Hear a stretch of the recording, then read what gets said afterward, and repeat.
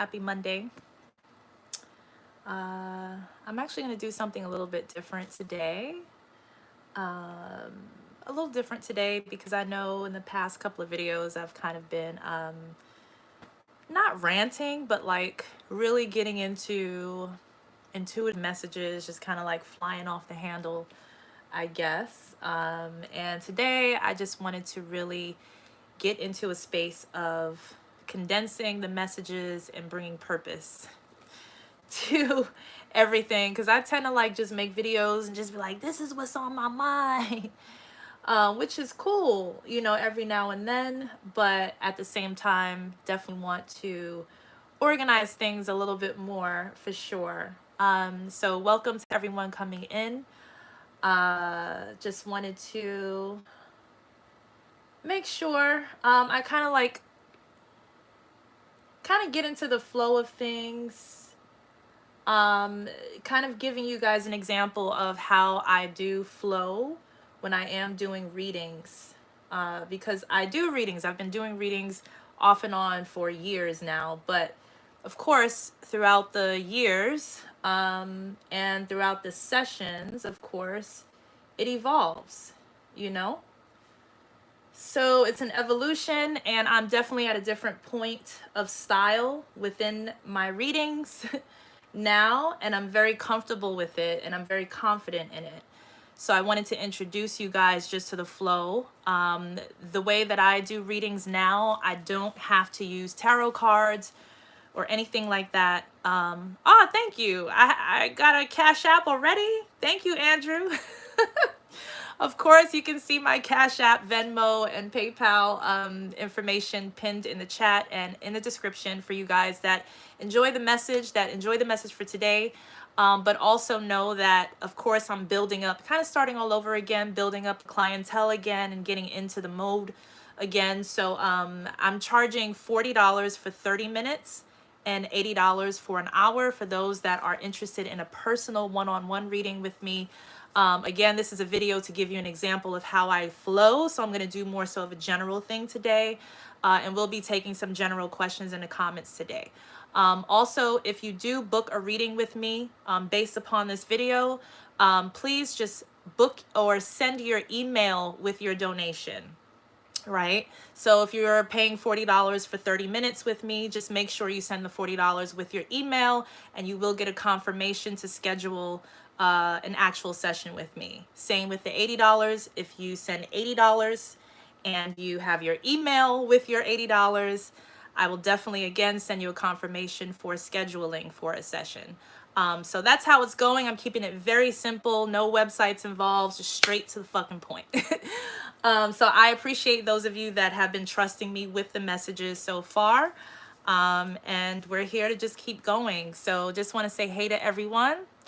And yeah, let's get into it. So today is really more so about, okay, so it's more so ancient numerology for me.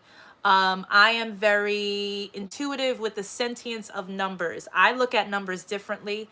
It's very relative for me, so the numbers can change based upon the energies.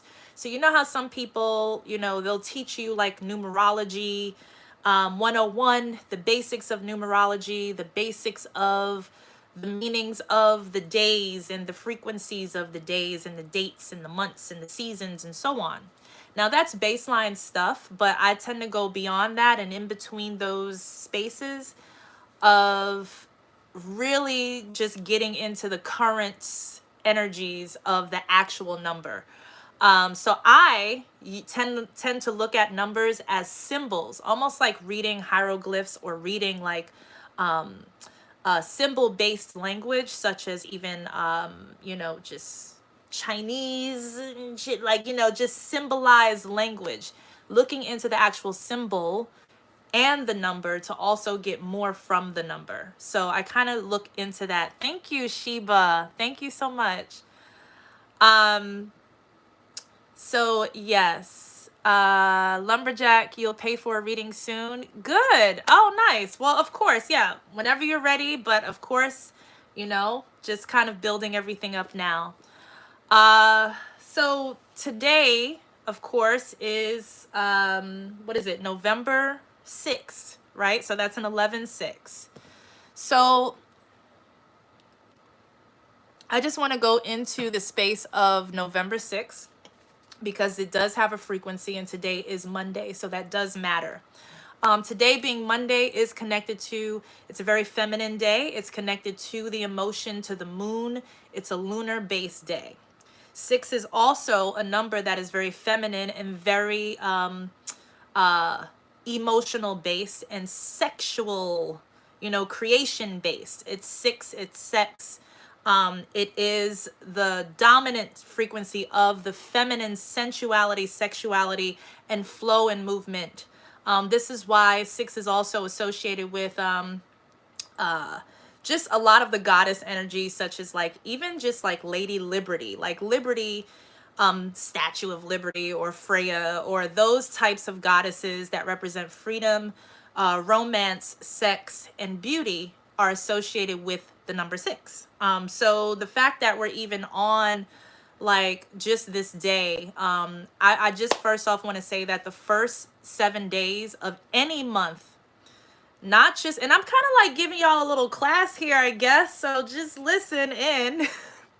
Again, if y'all got those Venmo, Cash App, PayPal donations just in general, that'll help, spilling off a little wisdom and knowledge there.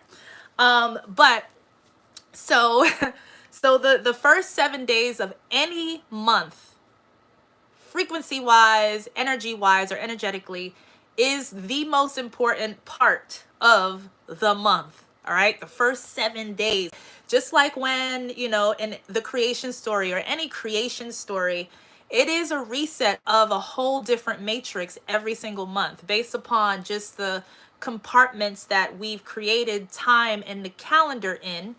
Regardless of culture, everything is compartmentalized and separated through boundaries. So it's like traveling to a different planet, or traveling to a different country, or traveling to a different state. There is a borderline when it goes from a month to month thing. So from January to February, once you end January and you go into the month of February, you are in a different realm. You're in a different dimension, a different space of time.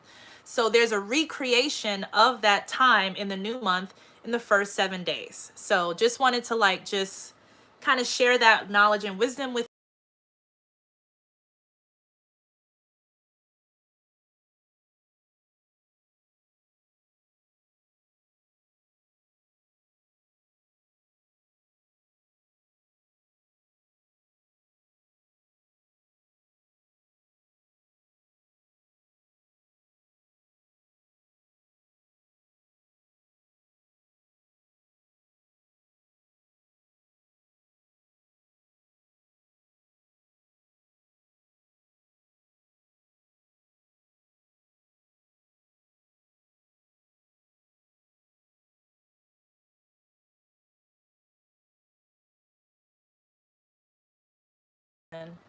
Oh, am I back?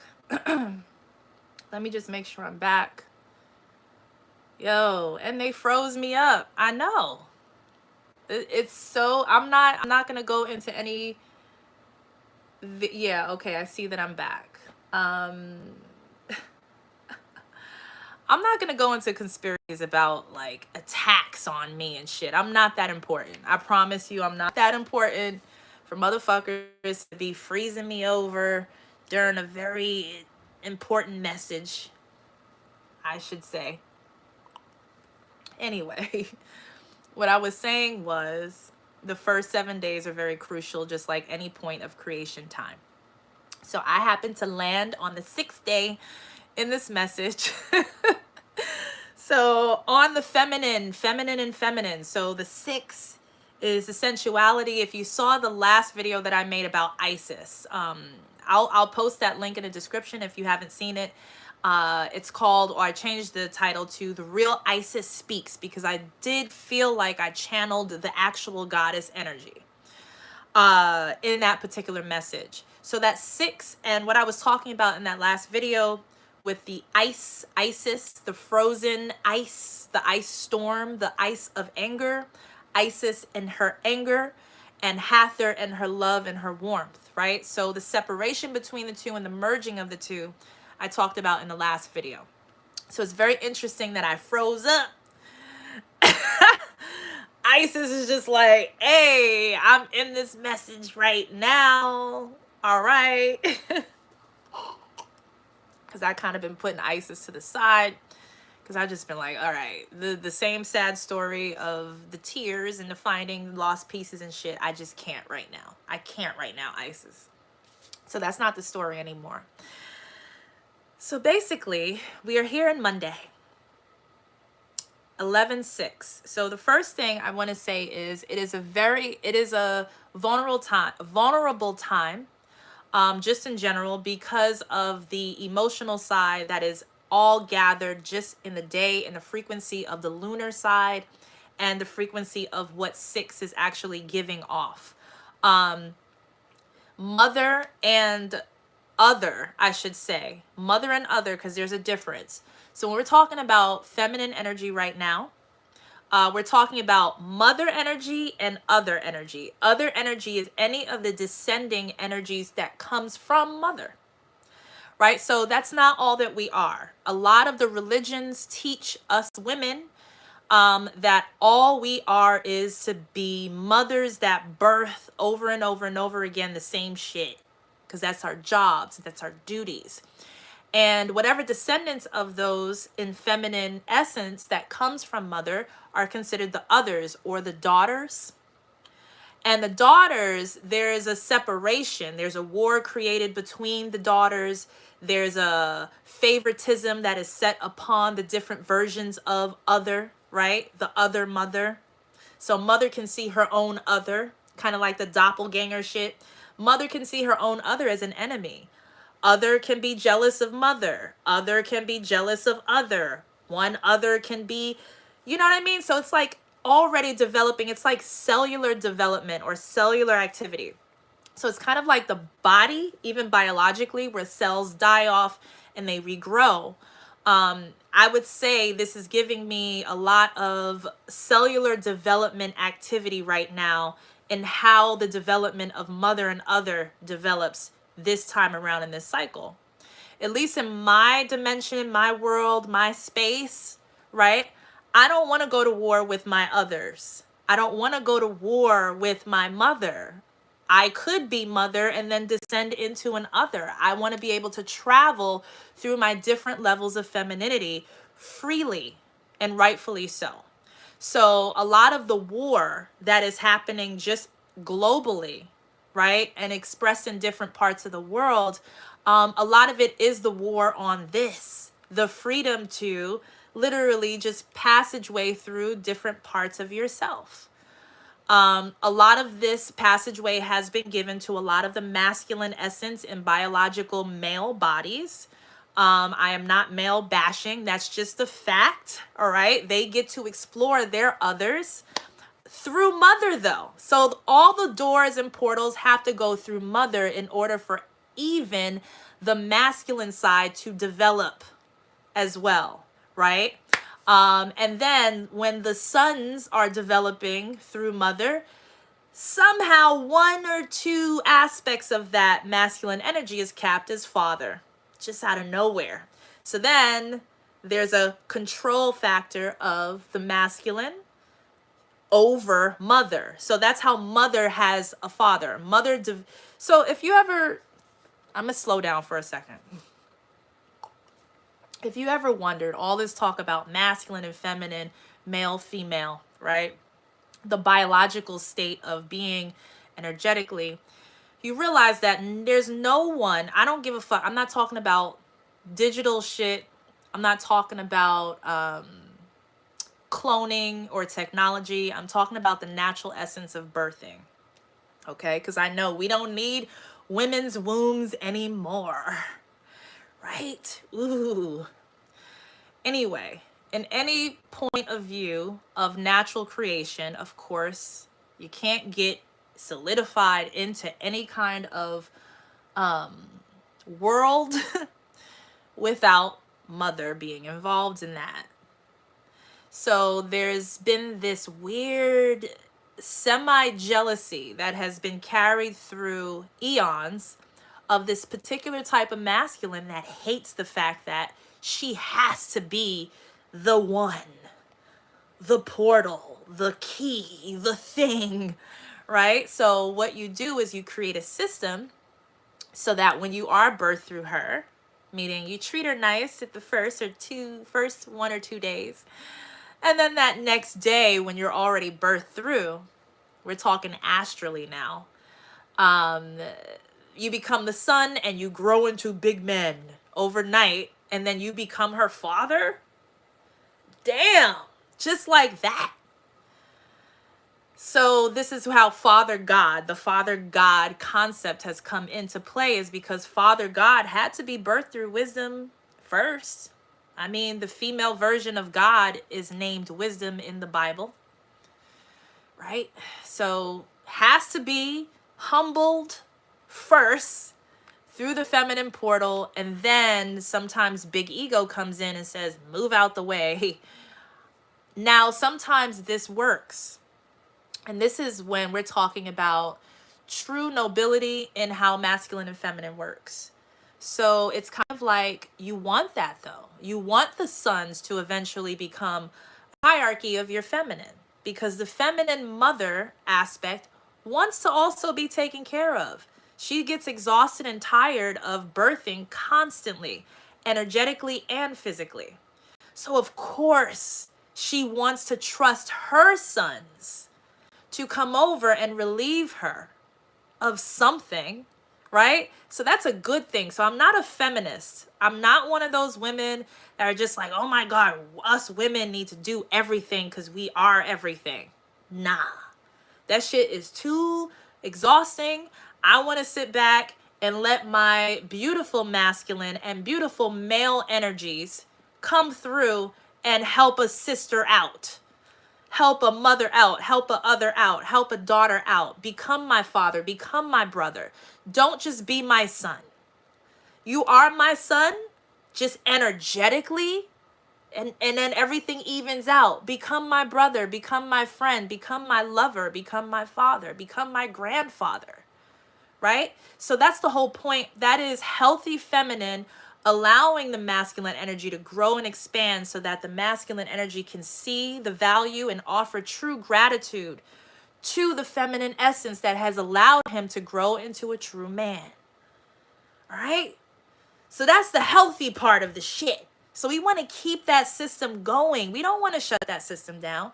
So a lot of the fucking feminist, angry fucking women out there that's trying to be men and trying to be so masculine because you're so hurt by the patriarchy, they're just rebirthing the same unhealthy shit. So I'm not here. I'm not here for that shit.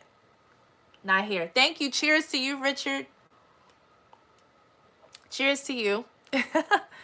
Thank you. Yes, you can donate. You can send to Cash App. My Cash App is $TarenGuy. My Venmo is @TarenGuy, and my PayPal, the link is right there in the description. It's a full link. So if you wanted to donate some monies, that will be appreciated. Also, if you wanted a personal reading, one-on-one, I'm very intuitive when it comes to just a lot of stuff that I just can't explain, but I've been on point with a lot of people. So you have, anything $40, you get half an hour, $80 an hour. There we go. Don't want to spend too much time on that, but just wanted to remind you guys. So let me get back to the general reading of things. So this is more so of Monday, 6th day in November. All of this came from that. All right. So we need to really understand the baseline of the true war of things, right? The true war of things is based upon tweaking that system so that it doesn't become natural again. And where the nature is actually fighting on the ice side, the ISIS side, all right, is fighting this war. So fighting the program, fighting some programming being inserted into the technology, fighting some religious-based ideas that are really old and outdated and played out. Like a lot of the Middle Eastern stuff that's going on, a lot of those old patriarchy and all of that, that is being fought against with the actual goddess and God energy is fighting religion right now. And there's a lot of result that we see from that. It is a war against nature and man. So one thing that I wanted to also bring up, because today, again, Monday, 11/6 represents vulnerability and trauma. So anything feminine that is vulnerable is very close to the darkness, very close to the darkest of the dark, kind of like closest to the bottom of the ocean. The very bases, the portals of the ocean, the secret openings, the secrets itself. Very close to that. So a lot of that can bring up or dig up naturally just a lot of trauma. So a lot of stuff comes up. It's like, you know, who's digging graves here? Nature, because there's like a monsoon of some sort that's turning the sand over and a coffin just happened to fucking pop out the ground. And we open the coffin, there's a dead motherfucker in there, and now we just opened it, and now in the air there's a fucking old ass record of life that is now re-spewed. Nature does that sometimes, and it takes feminine energy to do that. So what happens is energetically, a lot of that comes up for self. A lot of old shit, and they know this on certain days, especially using the very sensitive number of 6. Okay? So 6 is sensitivity. Anything even with an S, just relaxed in the alphabet, no straight lines, sensitivity. So if you are very sensitive to your past, if you have swept a lot of things under the rug in your past, if you have placed a lot of skeletons in your closet, shut that fucking door and haven't checked on your skeletons, this is the energy that opens up that fucking door just naturally. No one's attacking you. Naturally. There's an essence that says, did you check on your motherfucking skeletons right now? Did you see this coffin of a dead ancestor that just is placed in front of your home like a package from UPS or FedEx? That's addressed to you. You got to open the coffin, motherfucker. Like, this is your DNA speaking. This is your ancestry. It's time. This is what feminine energy does. This is also what they want to control, because when it's time for this, they want to say, no, we don't want the delivery of the coffin. We don't want to open the closets with the skeletons. Not recognizing that these entities and energies need air. Motherfucker, open the closet door. It's a time to breathe. It's kind of like when whales or dolphins have to come to the surface and blow through the fucking blowhole, get some air, some oxygen, and then go back underwater. Our ancestry, our past needs to do that too. Our past needs to open up the fucking blowhole. And when we're trying to block the fucking blowhole of a whale, of an ancestor, or the past, even if it's traumatic for us, then we are killing ourselves. We are suffocating ourselves. So accountability is a must within the natural order of things. I'm going to stop right here for a second, kind of look into the comments. I also said I was going to take general questions dedicated to this day of forecast and this ancient numerology reading. So let me look into the comments as well. Bruna, what it means when we are seeing the numbers 1, 3, 6, 8, 9 all the time. Those are very specific numbers. You skip 2, and I see you skip 4 and 5. Okay, so all I'm seeing, Bruna, right now is all the numbers that you listed. Look at the numbers that are not listed. Those are the numbers that you need to pay attention to, the invisible numbers. That's what I'm going to say about you, Bruna. Bruna, if you want to book a reading with me, you can, because I can go right into that number sequence with you of the missing numbers. Okay, so Bruna is $40 for 30 minutes. It's $80 for an hour. Cash App, Venmo, PayPal with your email if you want an actual reading on that, because that's very specific. And I'm not going to get into your business online here with that specific coding or frequency that you just placed. So, but that's very interesting. So all I can say to you right now, just here, is to pay attention to the numbers that you don't see. Because even when I'm talking about now, when we're talking about ancestry, trauma, redigging, resurfacing shit, it is the invisible realm. It is the invisible. We need to pay attention to what is not there and have conversations with those parts of ourselves versus what we see. It's like the invisible side now. You're welcome. Lumberjack, I feel like I'm being called to be a shaman. Could you help me figure out where to start? Absolutely. I consider myself a shaman. I've walked through a lot of the darkness.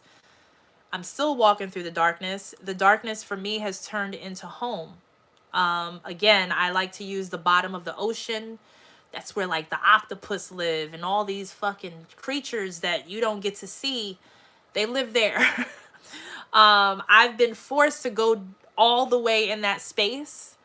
The pressure is crazy, but once you get into it, it becomes home when you have no choice. So sometimes the journey of a shaman can be traumatic if you can't finish through all the way.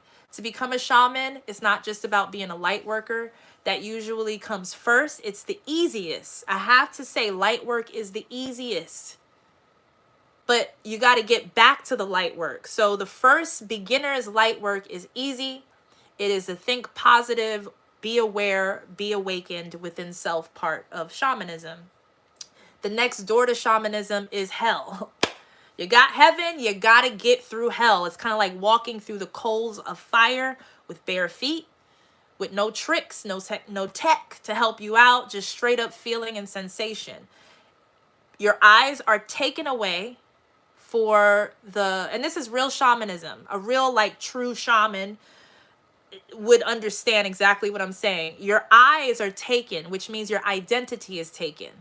But your eyes are taken through the next test of shamanism, which is where everything is dark. You are blind and you have to figure out the world through this confusion frequency, which is called darkness. It's hell for some people. It becomes home for some people. Some people prefer being blind.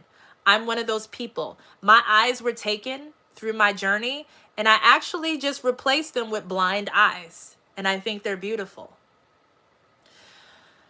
Now, there's a point of this shamanism because we can get super comfortable in the darkness. It feels, the darkness that was once cold becomes really warm. You start to become more so on the spectrum. So you start to see more than what most people see.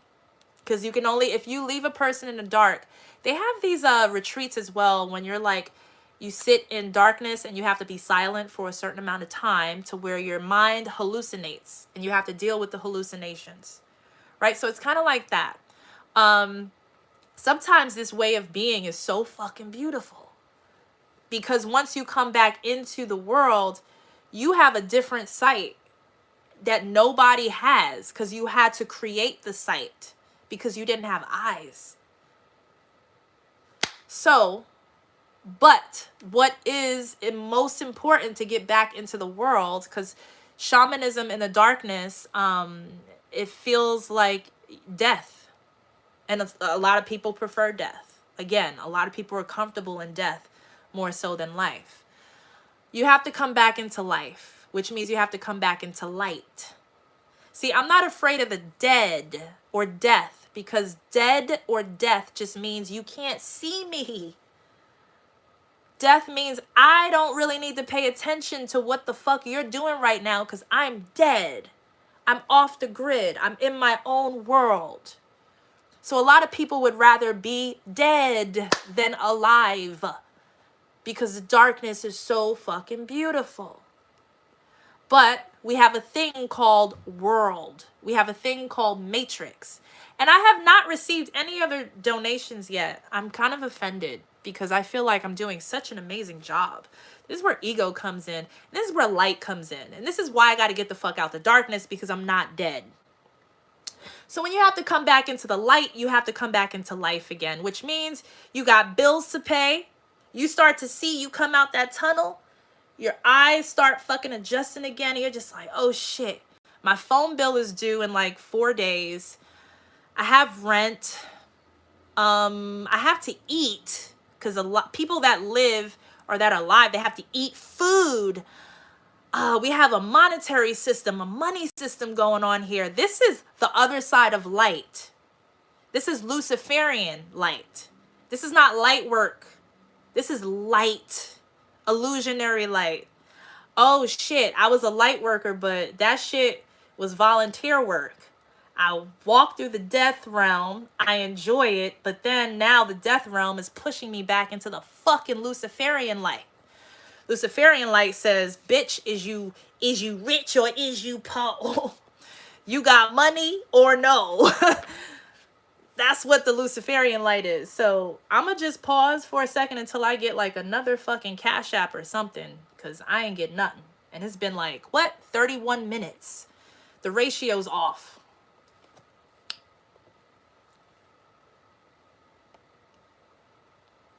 Should I be silent? Or should I just cut it off? I'm serious. But I'm going to look through the comments. And these are really great questions, and I would like to answer these questions, but unfortunately in 31 minutes, I've only received a $1 donation. Doesn't that seem odd to you guys? The first Cash App donation was $1. You guys think I'm banking off of this donation stuff? I'm not. I made $32 last time from the last video. The other video, I think I pushed almost $100. So I'm telling the truth when I say this. This is why a part of my spirit is the way that it is. Because I come on here, I really am so passionate about what I say. I'm so honest. I'm not trying to play you motherfuckers. I'm not trying to manipulate you guys. And I'm just seem to be stuck in the...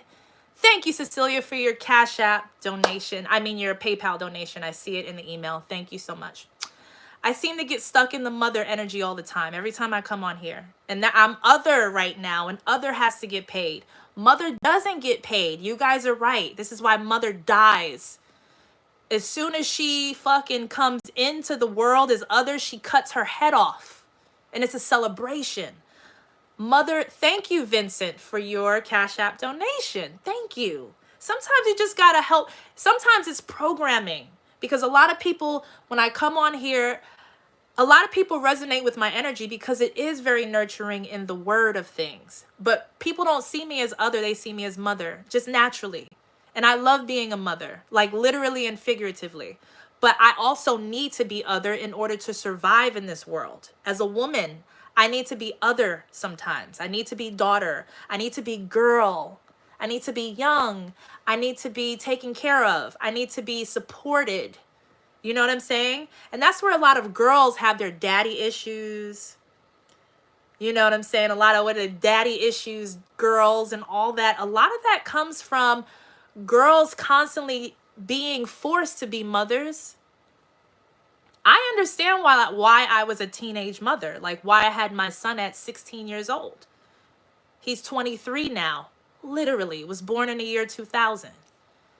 I was graduating high school when I had my first son. I see why, because when I look backwards in timelines, because you know how with cameras, the original picture is upside down in the lens and then it turns back around, right?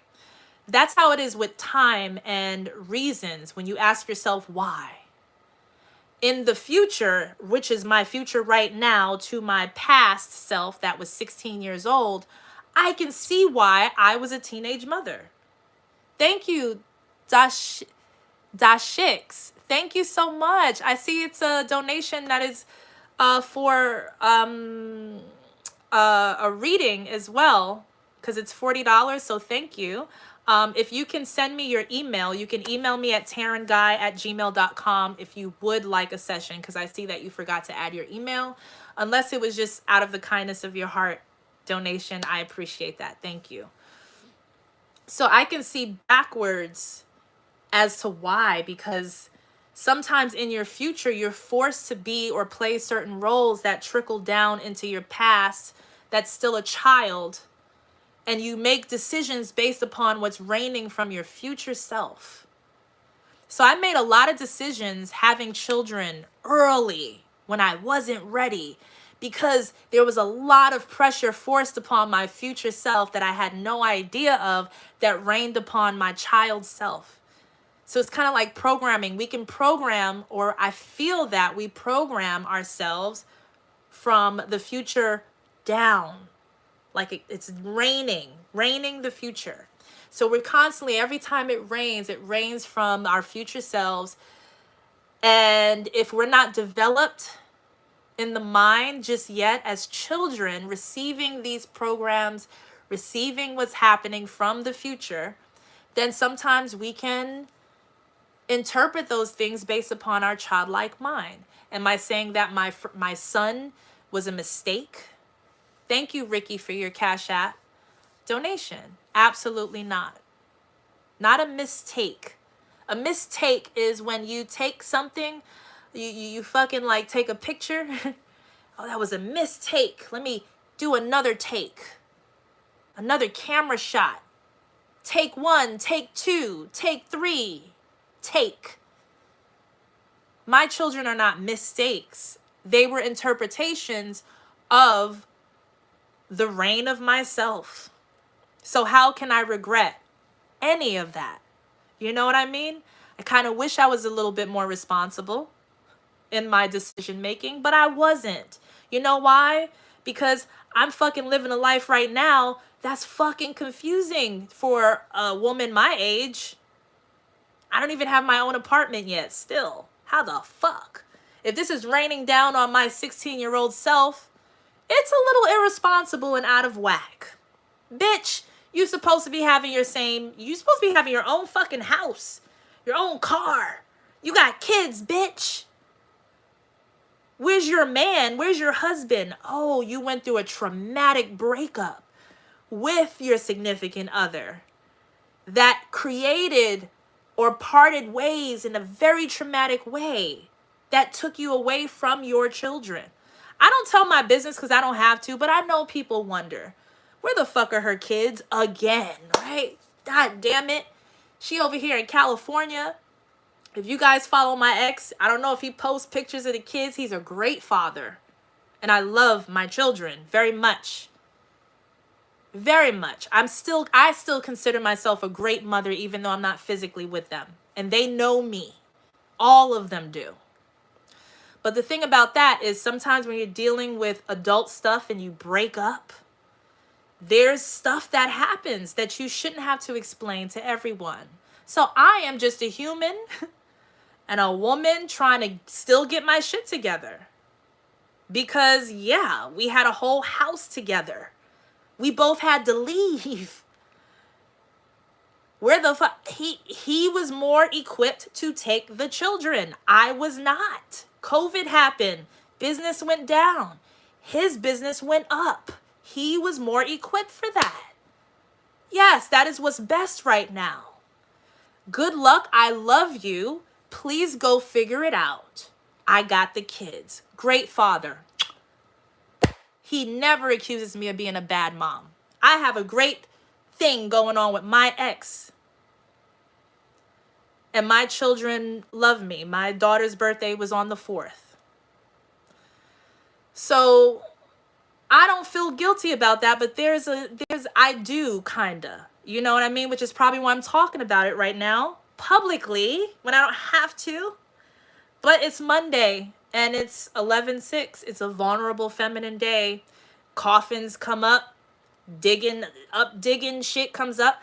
I know people probably still talk shit about me too online, making up shit about my life when they don't know anything. I know that. Why should we donate or support her business when she doesn't even have her children? Hi, thank you, Taylor, for your donation, and you will be getting a schedule for a session soon. Thank you, Taylor. Is that the Taylor from Eris, BC? So I know people like wonder about that, and they're just like, why should we support her? Like, the worst thing in the world is a bad mother. You know, and there are mothers that are with their children that are not the greatest. They don't even pay attention to their children. I communicate with all of my children even when I'm not there. Okay? And if you understand that level of connection that a mother really has with all of her children in that way, then you really understand what true parenthood and mothership is. Not motherhood. I'm not in the hood. I'm not wearing a hood. Mothership. Because I'm carrying my family even though we can't see each other. Maybe the mansion is so huge on this mothership that we just haven't seen each other in a little while. Now I'm going to stop here with my personal business and move on. Jeez, man. I'm going to pour some more wine and take my time. And I really want to take more general based questions in the comments. Again, if you have any personal questions and you're interested in booking a session with me, because again, I'm trying to fucking work legitimately, guys. And I'm really good at what I do. Become a client and have a reading with me and see what happens. But literally, like, I even got hired at a restaurant, South African restaurant, and like they had just opened, and then they fired me after the second day because their business is slow. And they didn't fire me. They just said, we'll call you back when business is up. And I'm just like, damn, I just started. I was just excited. I had a job again. And now I don't. God damn it. What am I going to do? Well, I'm very intelligent, very intuitive. You guys know me. I know you. Hey, what's up? Entrepreneurship. Here we go. Another ship. So let me just recreate and redo and just come back and help people the way that I really like helping people. And I really enjoy what I do. Just in case you guys didn't know about credentials, I do have a master's in psychology. So when you are talking to me, graduated from LIU, Long Island University. When you guys are talking to me personally, I'm not just coming off the fly with stuff. I really understand psychology very well. But I just mix in my intuition and all of the other stuff that you guys are interested in. And I mix that into my psychology. So I am master's level psychologist. No lie. All right. Enough about me. So I wrote a few things down because what I noticed about the months, we're in November, which is the 11th month. December is the 12th month. Of course, it's the last month on the calendar, right? Of course, the first thing that comes to mind with 12 and calendar is time and clock. So if I'm looking at the calendar as a clock, it has turned from linear into circular. So I turned the calendar into a clock. And just imagine placing January is 1, February is 2 o'clock, March is 3 o'clock, and so on. You understand where I'm coming from. This is how I bend certain things to gain a perspective. So if that is the truth in how I'm bending calendar into clock, that means that November is 11 o'clock. It's 11 o'clock right now. Is it 11 a.m. or p.m.? I don't know. Does that matter? It does. Maybe we'll get into that later. Let's just say it's 11 o'clock right now. And the 11 o'clock means that it's almost 12. It's almost midnight. Oh, I said midnight, not noon. So maybe we're in PM time. So it's almost midnight. For me, it feels midnight-ish. This New Year's feels like it's going to be a big New Year's. I know we feel like every New Year's is big, but I mean energetically in this time and space going into 2024. I explained on the last video how the 224 is a 2-6. Is it not 2-6 or 26? Let's just say 2-6. What's today's date? What's 1 plus 1? It's 2. And today's date is a 6. It's a 2-6 today as well. Did I know that before saying this? No. I just fucking figured that shit out. Just to confirm a message that I intuitively feel. 226. 2-6 is 2-6. There's something going on that is like a puzzle piece today. That is bringing something together that we should hold on to until the fucking new year and then release it. Just like the ball dropping. Now, the thing about that is when you notice on a clock, and in Eris BC, I used to kind of like do presentations on this stuff. So I wish I kind of had my Zoom open and was able to go in and show you guys just the clock visually. But if you can see the clock in your mind's eye or kind of look at the clock, if you have one in front of you, you notice that anytime it's on a time, anytime it's something o'clock, not 11:01, not 11:10, not 11:15, but 11 o'clock. That means that the big hand is on the 12. I just want to slow down for a second. That means that the big hand is on the 12. If it's 10 o'clock, where's the big hand? It's on a 12. If it's 5 o'clock, where's the big hand? It's on a 12. If it's 6 o'clock, where's the big hand? It's on the 12. So anytime it's directly o'clock something, the big hand is anchored to the 12. So I see 12 as an anchor number. Anchor number. Something, you need to anchor something to hold something down while everything else goes. So that anchor is there so that everything can go, so that second hand can go and turn the hands of time quite literally. So the anchor is important. Anchor for me it means heavy. And this is all like common sense for me as well as intuition and relevance and trying to make sense of the times that we're in right now. So I am kind of speaking another language, which I'm sure a lot of you do somehow feel, because it's a feeling language. So some of it doesn't make sense. It just sounds like jibber jabber to some people, which is fine. Somebody said that's a man, y'all. Am I a man? Is it because I have short hair?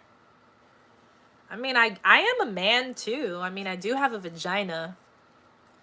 I've pushed babies out of my vagina.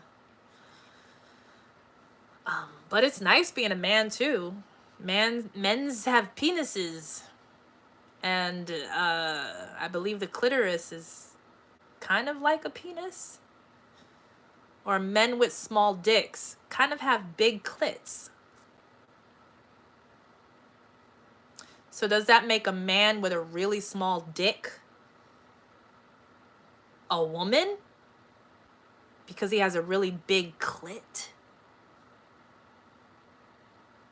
What's your name?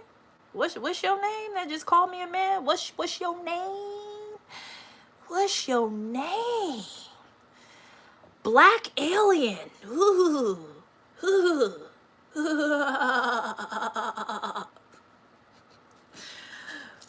All right. So anyway, as I was saying, December, since it's 12, feels like an anchor month, which means that it's a heavy month. It's heavy as fuck. So I think the the closer we get to the end of the year, the heavier it gets. There's an accumulation of shit that is collected. And December just says, ain't no more, bruh. Ain't no more space, ain't no more room. We in December right now. It's 12. It's actually 12 o'clock. So we got both hands on the fucking 12 right now. It's the anchor shit and the actual shit. Oh my God, December is so heavy. Christmas time, shall we? Gift giving, shall we? Shit spreading, shall we? Ooh, am I giving you a gift or am I giving you shit? You will never know my intentions. That's how the elite work. The elite will give you a gift. Oh, I love being elite. I'm elite just without the bank account yet. But you want to talk about real witches, not fake witches that are annoying, that just get their heads chopped off every time they fuck with me, because I chop off the heads of fake ass witches. Fake witches trying to cast spells upon me. At this point, I chop their fucking heads off and I leave their necks open. Excuse me if this is like traumatic based upon what's going on in the world, but they've been chopping heads off, y'all. But I'm talking about etherically, since they like using that realm, the ether, they like using the fucking astral realm. I'm talking astrally. I actually chop these bitches' heads off. And I leave their neck exposed for a while so that the fucking blood dries up. And their fucking neck turns into an eye. And then I fucking replace their heads with a new identity from the dried up fucking blood from their necks. And I tell them to never ever fuck with me ever again. You understand this ancient fucking shit? Keep fucking with me. And that's why I'm a good mom. Because I protect my children. You guys don't understand the shit that I've seen, the visions that I've seen with the attacks on my fucking family just to fucking get me to move somewhere. Nah. So I know the works of fake ass witches. But I'm a real witch. And I don't like the word witch. Because I don't cast spells or manipulate shit just to get my way. But I do respect those that do. Thank you, Mary, for your PayPal donation. I respect those that do it in a way that fucking like it's justified and shit, right? But when you start, oh, let me cast a spell on a motherfucker to get him to love me. He hasn't called me back. He hasn't returned my texts. He left me on red on fucking Instagram and DM. He won't pay attention to me. Where's my crystals and my fucking like thing that I need? And this incantation, and when's the full moon, and when do I use my moon water to make this man love me? And then I don't give a fuck who else's life I fuck up because of this spell, because I just need him to love me. I don't respect those witches. Because you know what? They might interfere with my shit because they don't know what they're doing. Because they're still fucking children when it comes to this magic. And they fuck up the ether system and somebody gets into an accident that wasn't supposed to just because of their fucking spell. They don't understand webbing. They don't understand spiders. They like to get spiders tattooed on them. They like to get spiders and play with spiders and have pictures of spiders and wear spider jewelry. But they don't understand webbing. How fucking intricate it is to really be Spider-Man or Spider-Woman.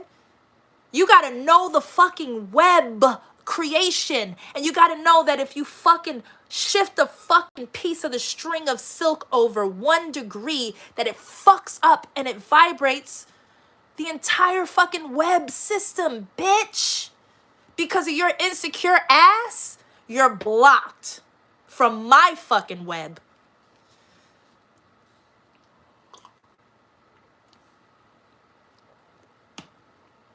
Anyway, So let's talk about Christmas again. Oh shit. Let's talk about Christmas again. And I'm not talking about wizards, because wizards are just the handlers of the fake witches. And if the fake witches don't know what they're doing, then those wizards don't know what the fuck they're doing. So they're just whizzing. And when you gotta take a whiz, what the fuck that means? You gotta pee. You're a piss off. Piss off, you fake ass wizard. A wizard handling a witch. Anyway, here in the elite system, which I'm sure my bank account will soon reflect because I have vision and time and artistry that I know takes time and patience for accumulation, so I'll get there soon to claim my legacy. Because when you are a star child, like, your legacy can't be fucked with. And I've been claimed. And anyone that helps me is helping themselves. That's how our fucking elite shit works. Because I am elite. I've gone from light work through death. I've died a few times. And I've came back into a Lucifer. Oh shit, this bitch is elite. She's a fallen angel, which means she came up. It's the opposite direction, guys. The elite speaking opposite language. Oh my God, I love your shirt. I hate it so much. Or maybe I do love it because I just twisted it around. Do you know what I'm really saying? I love it. The privileged language of backward, forward, opposite, and the same shit.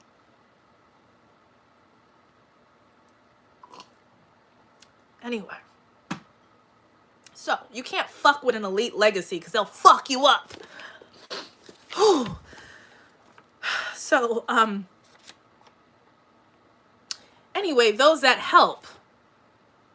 A legacy person also starts to remember their own elitism and their own legacy.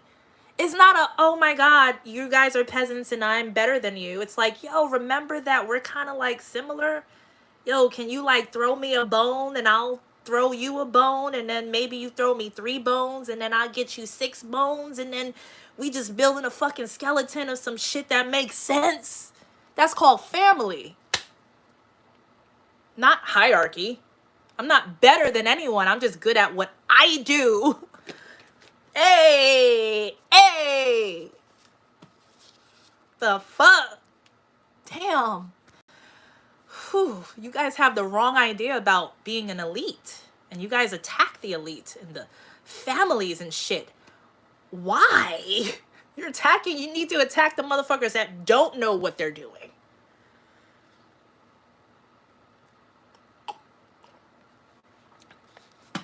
So, let me read the comment. RTC says, the comment section is gross and indignant. You are loved and honored, Taren. The truth stand with you. Thank you. But why are you calling the comment section gross? I don't think it's gross. And I'm not reading all of the comments, but I'm trusting the frequency that's coming through. And I allow people to truly, express their opinions and feelings without without absorbing everything. Rose Lee says, could you please make normal videos like you used to? Rose Lee, I can't. And I know exactly what you're saying, Rose Lee. I love you, Rose Lee. I can't make normal videos anymore. I've gone through a journey of true, steps in order of life initiation, galactic initiation, to the point where it's jibber jabber that makes sense to those that really understand. I am not an elementary school teacher in spirituality anymore, Rosalie. I cannot talk about chakras, Rosalie. I can't sit here and tell you that the root chakra is red and the sacral chakra is orange and the solar plexus is yellow and the heart chakra is green, and what that means is I can't do that, Rosalie. Not anymore. I've done that already. I can't sit here and tell you what this crystal means. Give me a fucking crystal. Hey. Oh, this is a fluorite, guys, and what it means is I can't do that, Rosalie. I did that already. No shade to that part of my journey or those doing that, but that is not this channel anymore. This channel is still called Lucid Living. And the more lucid I become, the more lucid the channel becomes. So it's getting a little crazy, Rosalie. So if you can't handle the craziness, then you gotta go. Like, that's it. You know what I'm saying?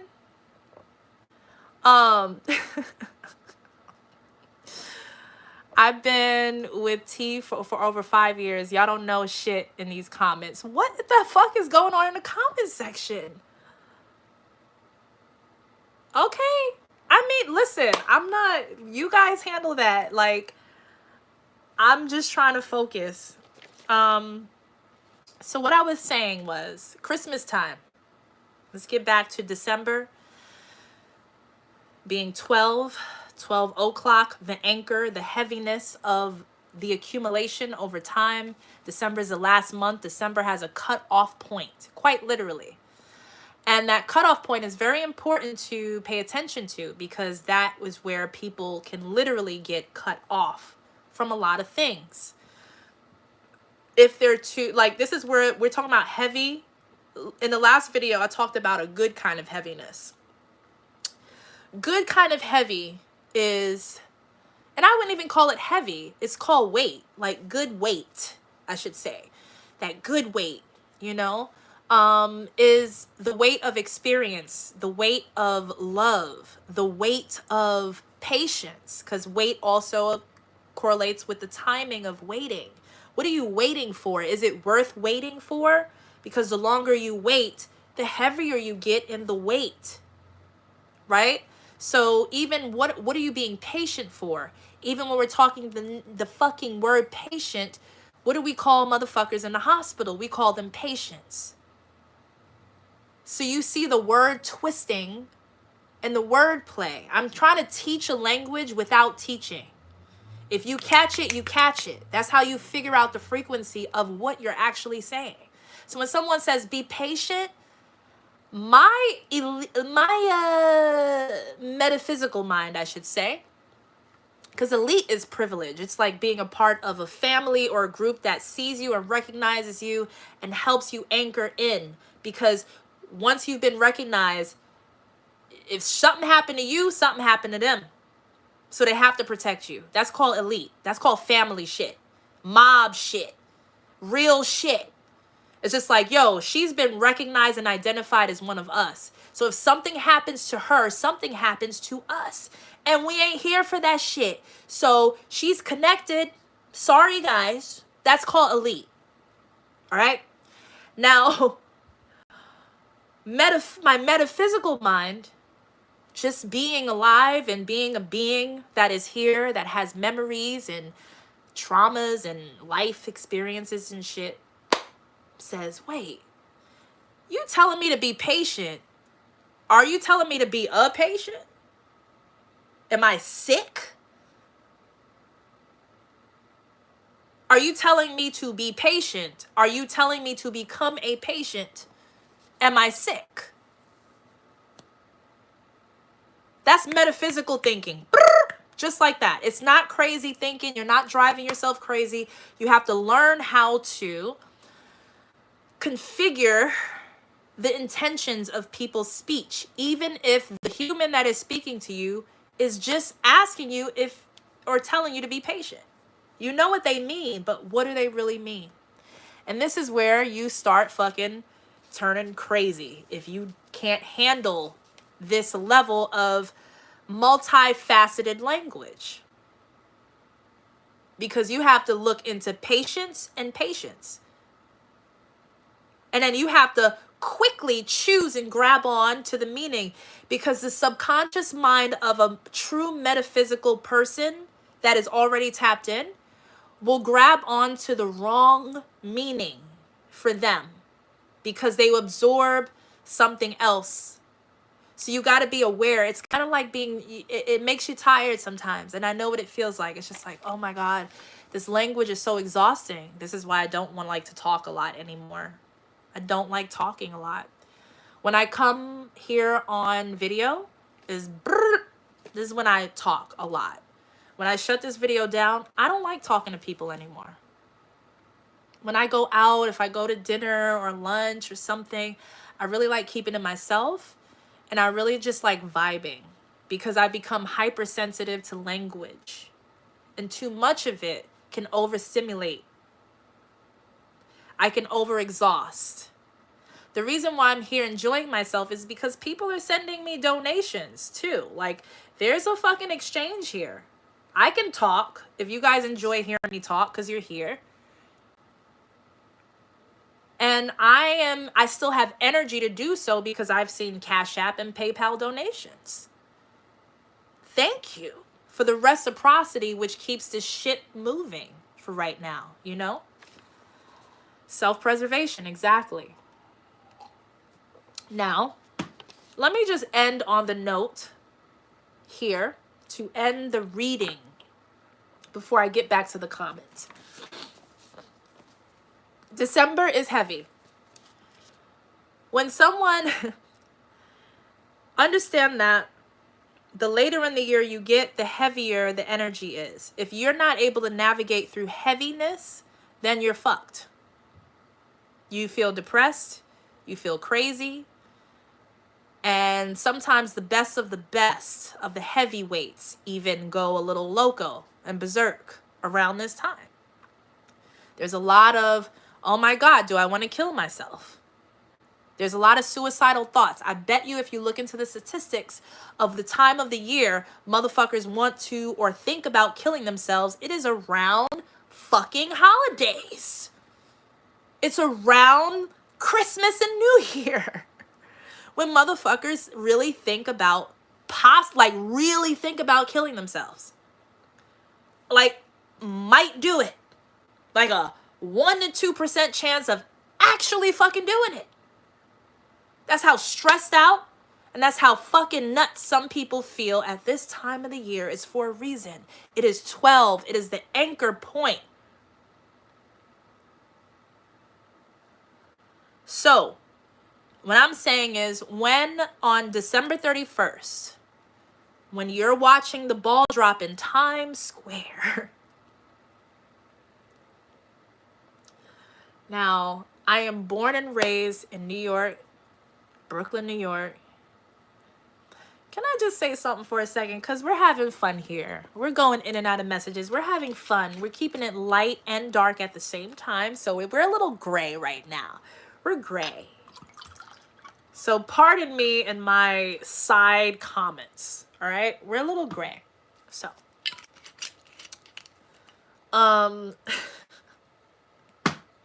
First of all, being here in California, first of all, I had some motherfucker argue with me about something stupid. And this motherfucker came up to me like, I'm from New York City. I'm from New York City. Ooh, you from New York City? Bitch, you ain't from New York. Yo,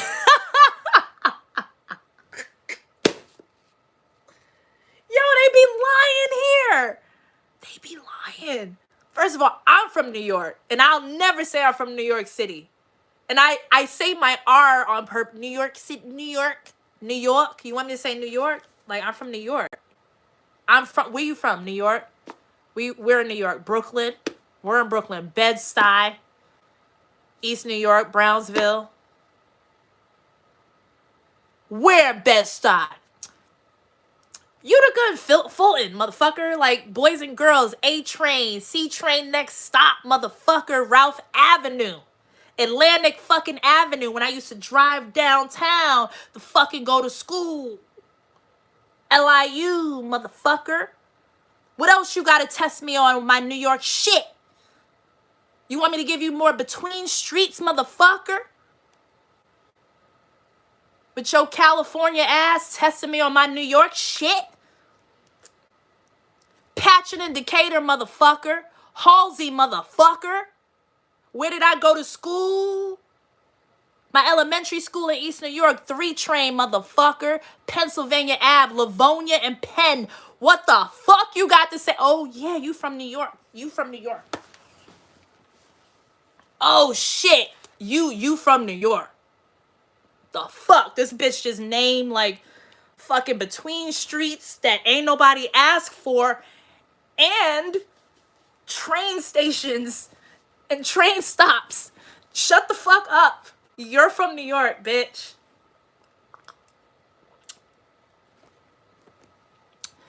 That means something here. That's all I'm saying. It holds weight here in California. Because California is the light side of the feather shit. New York is the heart side, bitch. We the heavy side of the scale. That's why they respect us. They scared of us here a little bit. A little bit. A little bit. Yup. These LA motherfuckers, I respect them, but I'm sorry, New York is heavy holding. And we survive in heavy, and we thrive in heavy. You motherfuckers get heavy over here real quick. You guys fucking freak out. You guys start glitching. I'm sorry. I'm not going to war with LA or fucking Cali. I'm just saying. You guys got to respect the heaviness that holds you motherfuckers down. Where the fuck is my donations? The donation stop. If y'all really want me to get into me talking my shit, I'm sorry. I mean, I know the Statue of Liberty is in, you know, Jersey and New York has been fighting over Statue of Liberty forever, but Liberty is not lady free. She is not free. So, oh my God, the ego is so big. Oh, jeez. Fuck, the ego is so fucking big. If I were a man, I would have a big dick. Whew. Jeez. All right, chill the fuck out. No, so this motherfucker that was arguing with me said, I'm from New York City. I was just like, where? Where from? The fuck you talking about? Hell's Kitchen. Now, if my New Yorkers are here, like my real New Yorkers are on this fucking like broadcast, this motherfucker said Hell's Kitchen. No one is from Hell's Kitchen. No one is from Hell's Kitchen. How do I know that? Because I'm from New York. You end up in Hell's Kitchen. You move to Hell's Kitchen. You like and you hang out in Hell's Kitchen, but you ain't from Hell's Kitchen. There are certain parts of New York that you never say you from. Another motherfucker, where are you from in New York? Where you from? I'm from New York too. Where from? The Upper East Side.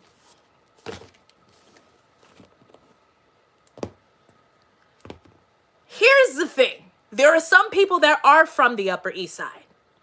Okay? Born at the fucking hospital over there. Went to school at the fucking Upper East Side.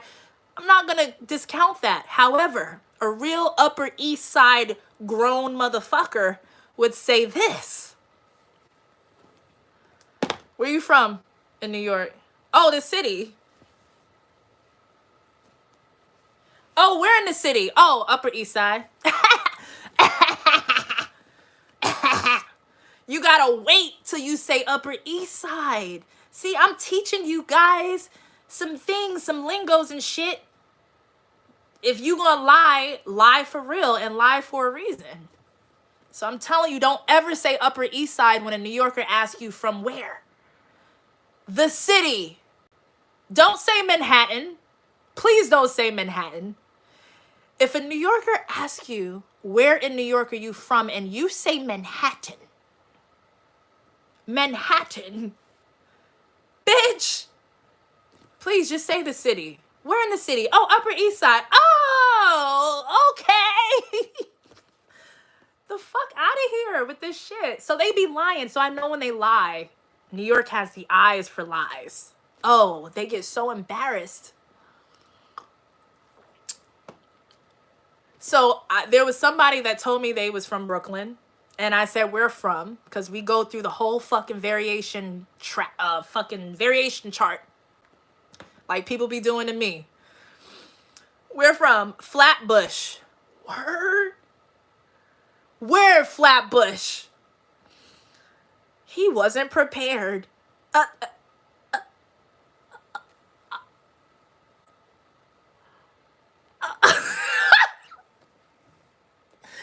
This motherfucker couldn't answer the question.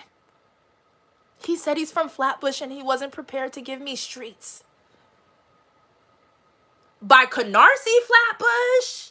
Further into fucking Flatbush? Close to fucking Eastern Parkway, Crown Heights, Flatbush? What part of Flatbush, dude? I'm gonna go. I think this motherfucker left. I think he fucking left. I pulled him to the side. I said, listen, come here because I like you. Come here. Come here. Please. If you're gonna say that you're from Flatbush, I'm not judging you. I just know that you're not from Flatbush. Okay? Come here. If you're gonna lie, pick a street. Pick a point. Even if you gotta look on a map, motherfucker, just go do your research because New Yorkers will zoom you into the fucking coordinate of where you're from. We don't play that shit.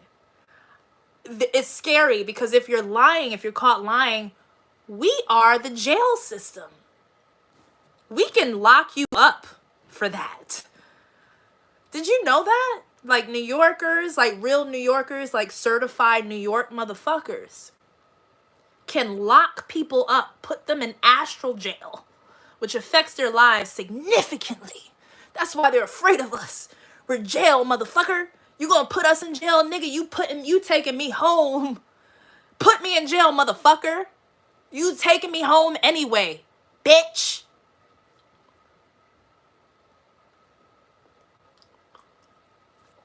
I can put you in jail for this because I have the authority to, because I'm a real New Yorker. Where are you from? And first of all, why are you saying you're from New York? See, this is when my psychologist point of view comes in. You know, when they send the bad kid to the social worker, the fucking school fucking social worker person. What do you call her? Guidance counselor? I gotta turn into a fucking guidance counselor for some of these people because I'm just like, come here. Don't run away from me, please. I know I caught you in a lie. Come here. Thank you, Heidi, for your Cash App donation. Thank you. You're awesome as well. Thank you. Come here. Can you please tell me why you said you're from New York and you're not, though? Like, where are you from? Like, why are you so ashamed to say where you really from? Thank you, Jabron Walker. Thank you so much for your Cash App donation.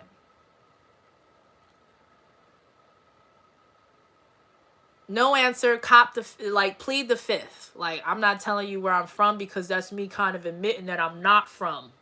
You understand what I'm saying? Cool, I got you. You plead the fifth. Five. Okay. Well, I'm just going to suggest that if you are, like, trying to be, then you got to be all the way. Like, go to New York, go to Flatbush, remember where you're from at least. you know, and just make sure you're prepared next time a motherfucker asks you. Now, suddenly, in that situation, that person's friend was accused of stealing from the place that we were at. And they got into a fight. And that motherfucker that lied about being from New York was gone. Don't trust a motherfucker that lies about being from New York. That motherfucker is he is the dirtiest of the dirty and will leave his friend and accuse somebody else for doing something that they didn't do, including his bestest friend. That shit was fucked up. And I knew, I was just like, yo, if you gonna lie about that, then, ooh, I don't really trust you. And when his friend got into a fight about stealing something, I was like, yo, come here. My New York, come here. Where's your friend? What? Who you talking? What? Calm down. Where's your friend? That dude that said he was from New York? Oh, he's not here, right? Say no more. You know who the real enemy is. Don't be fighting another motherfucker over a lion-ass motherfucker that's supposed to be your friend. Bye. Oh, shit. You going to fight your friend? Yeah. So don't fucking get in a fight with me and tell me you from Hell's Kitchen. Like, stop. You know? So it's like, let me turn this back around as why I'm saying this, okay? I'm not just here to brag because, listen, this West Side has a lot. Okay, let me balance this out. Because I live in California right now, and I carry the essence of New York with me because I'm from New York, but I know that there are certain boundaries and rules that you must adhere and abide by being in the state of California. So let me show California some love on the other side of the balance of why California is so fucking powerful. All right? Real quick. Marnie said Alicia Keys is from Hell's Kitchen. Ain't she from Harlem? Alicia Keys claims Harlem. Am I not correct? I've never heard Alicia Keys say, I'm from Hell's Kitchen. I've heard Alicia Keys say, I'm from Harlem. Okay? So let me get back to LA or just Cali in general. Cali is a powerful manifestation portal. A lot of people from New York move to Cali when they're ready to. They always say, I'll just say LA in general. LA says, even to New York motherfuckers, don't come over here when you're not ready because you will get fucked up. What? Who they talking to? Yup, you kind of will. You know why? Because if you're not ready for LA, even though you're from New York, LA is manifestation portal. They bend light. They're light benders. You know, you've got the air benders, fucking like, you know, the earth, all the elements. LA is light bending. Luciferian, even though they do not claim that directly. But it is the power of the Luciferian. It's the power of Hollywood. The power of the light show. The puppet show. They can play puppets. They can Eddie Murphy your ass with invisible strings. You won't see the strings. You won't know who the source is. This motherfucker is who and what?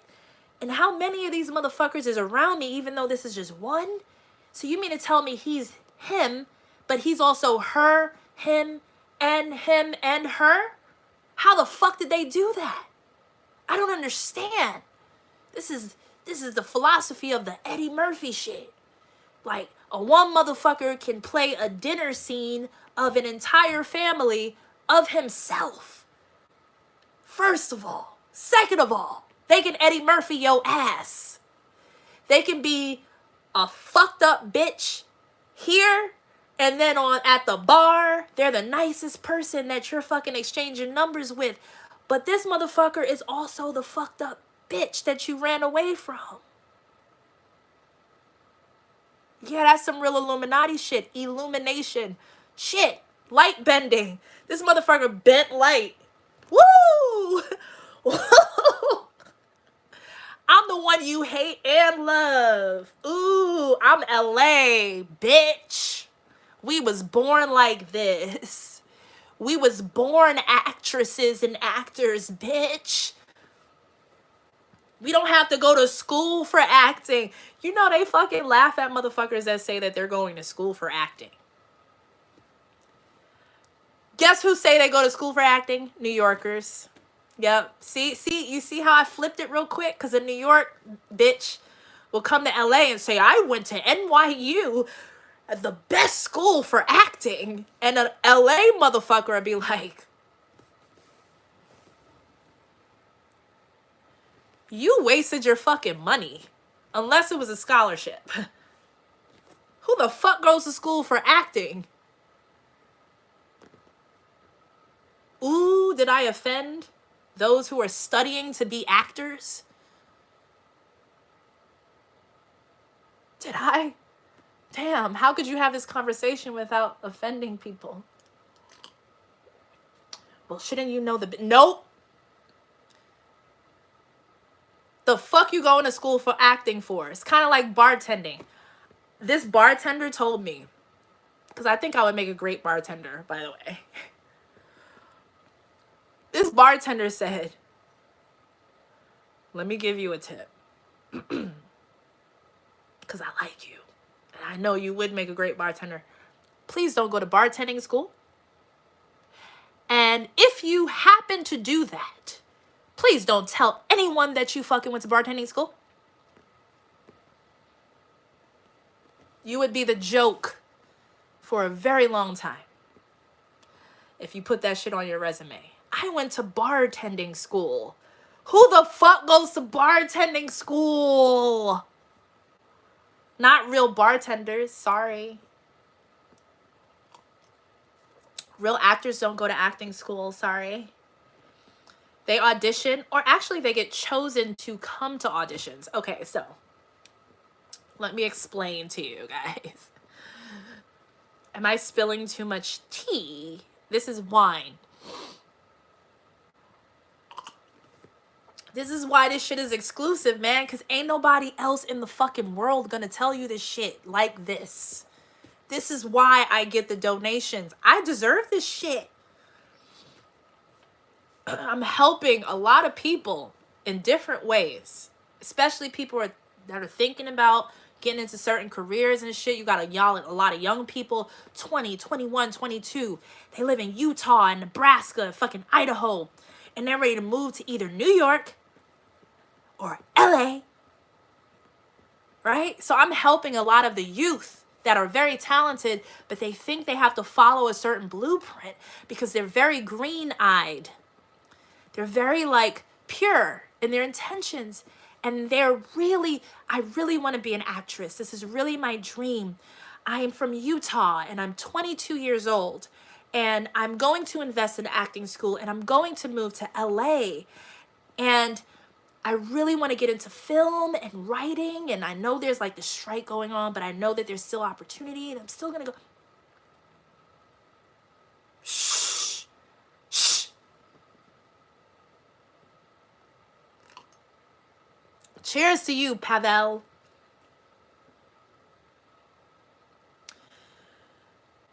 So I'm just saying, like, you shouldn't have to go to school to learn about living or being a person.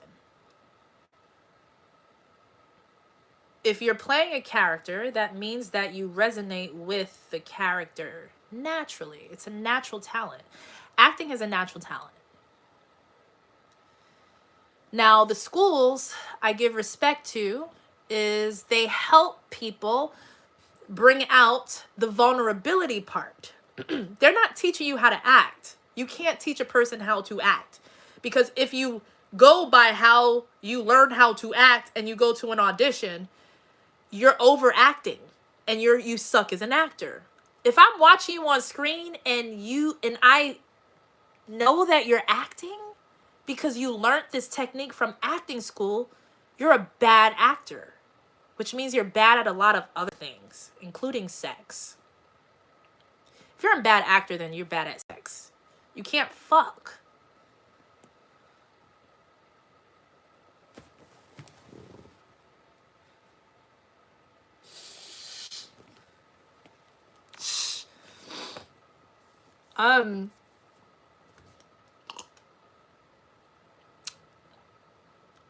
Please forget I said that. I don't know that. I don't know if that's true, guys. I don't know. Shh. Anyway. I should say bad at intimacy, not sex. Sex is different from intimacy. Intimacy is different because intimacy needs natural chemistry in order for it to happen. Sex does not need natural chemistry. It just needs the point A to point B shit. All right? It's different. You can be good at sex, bad at intimacy. All right? I take that back. So you get what I'm saying? So what LA has is natural acting. Natural shimmering of the diamond flickers of multidimensionality. Multiple personality disorder motherfuckers that are just natural at living that way. And on top of that, the way that it works is auditions call for those people. So when they show up, whether they get the part or not, they were brought to the audition. Because maybe that audition brings them to another audition that actually gets them the part that they actually fucking resonate with. So a motherfucker that gets turned down in an audition or not chosen, a LA person, a Cali person that goes to an audition, doesn't get the part, knows that they got the part somewhere else on the timeline because they were called to the audition through the Luciferian shit. See, you guys don't understand that. So the actors that are studying are just like, okay, let me look through the list of auditions and make sure that my agent has me. And they go to auditions. You went to an audition without being called to an audition? Were you called through the Luciferian eye? No, you are not on the list. You will not get the part, and now you're fucking blackballed from getting any part.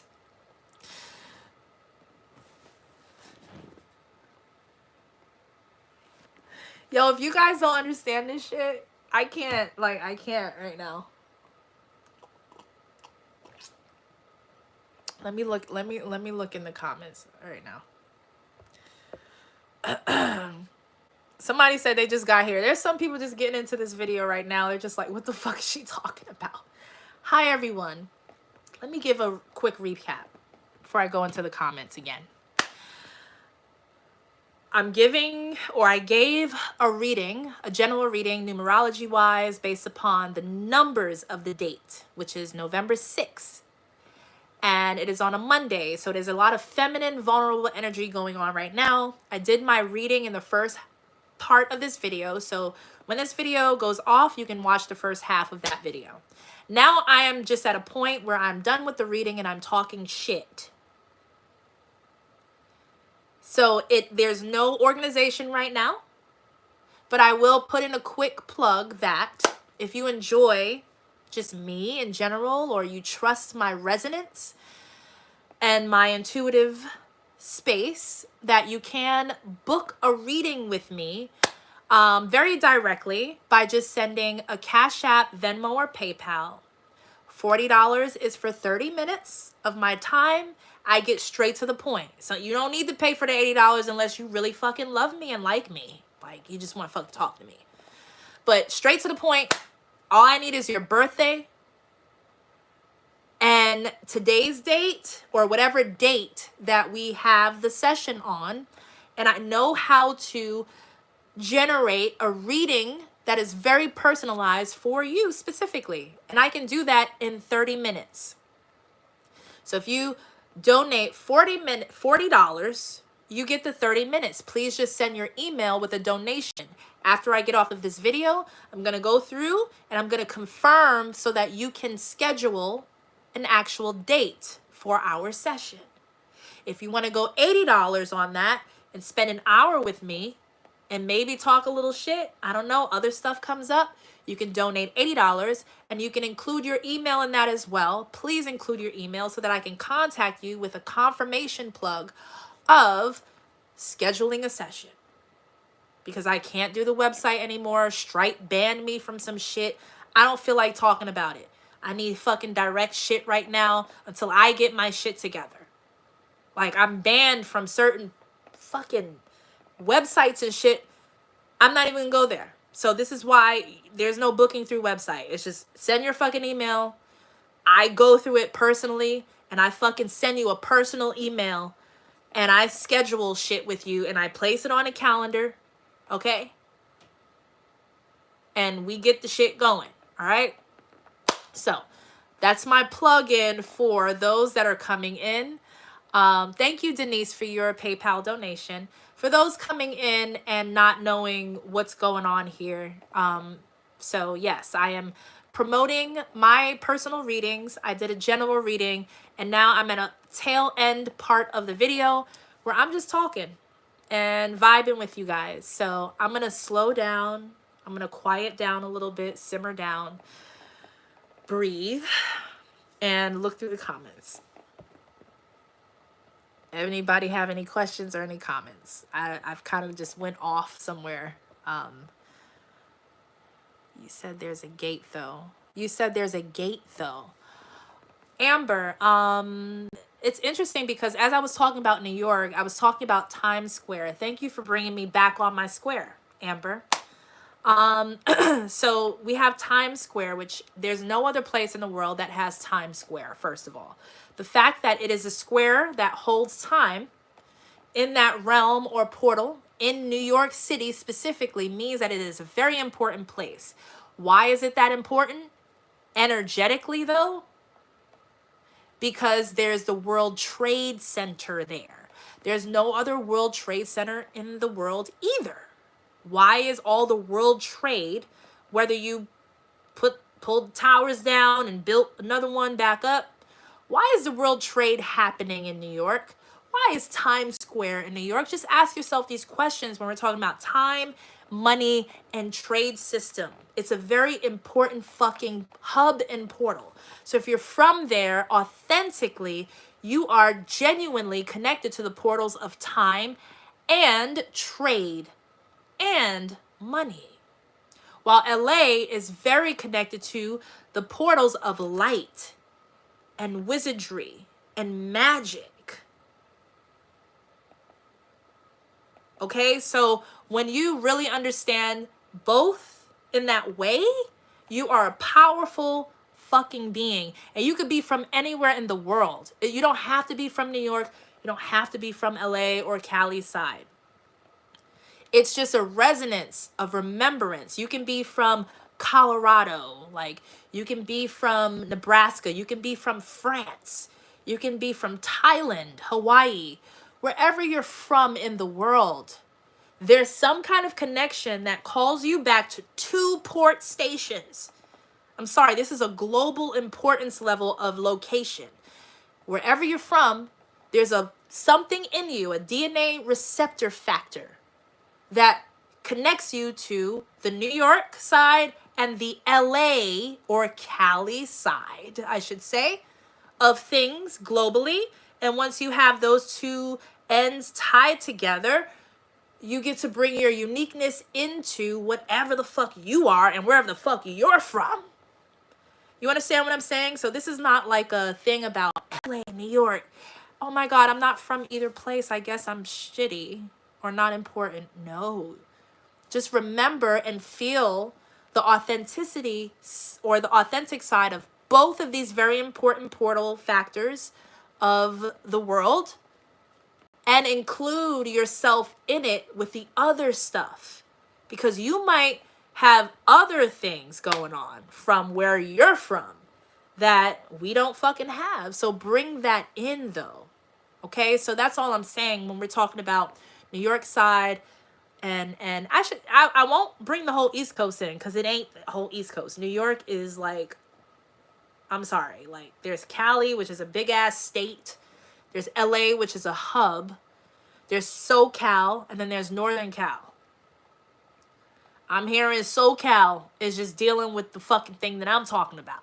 Motherfuckers from, like, the Bay be traveling down because they need to come down in order to gain some of the access to the magic of Lucifer. Lucifer lives south. Lucifer is in hell, remember? You Northern Cal people on your high horse. Some of you motherfuckers are on such a high fucking horse. You fucking like Mount Shasta ass motherfuckers. San Francisco. I'm sorry. You know you gotta come to SoCal to get the magic. Even San Diego is SoCal. You know what I'm saying? Thank you, Monica, for your Cash App donation. Appreciate you. I've seen your name pop up a couple of times, so thank you for your support. And I like your last name, Myers.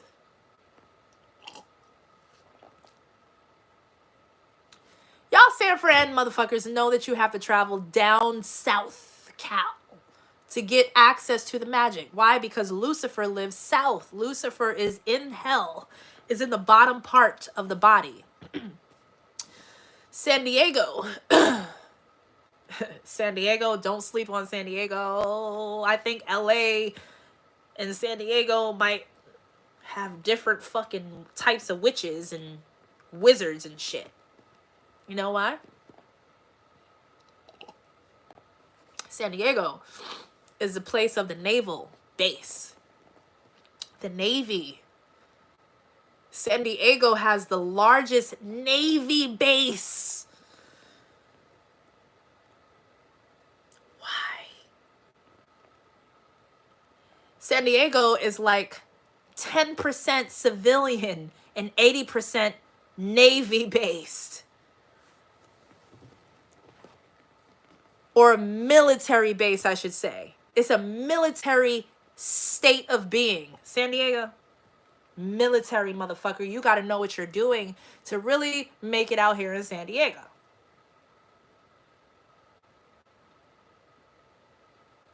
Navy, guys.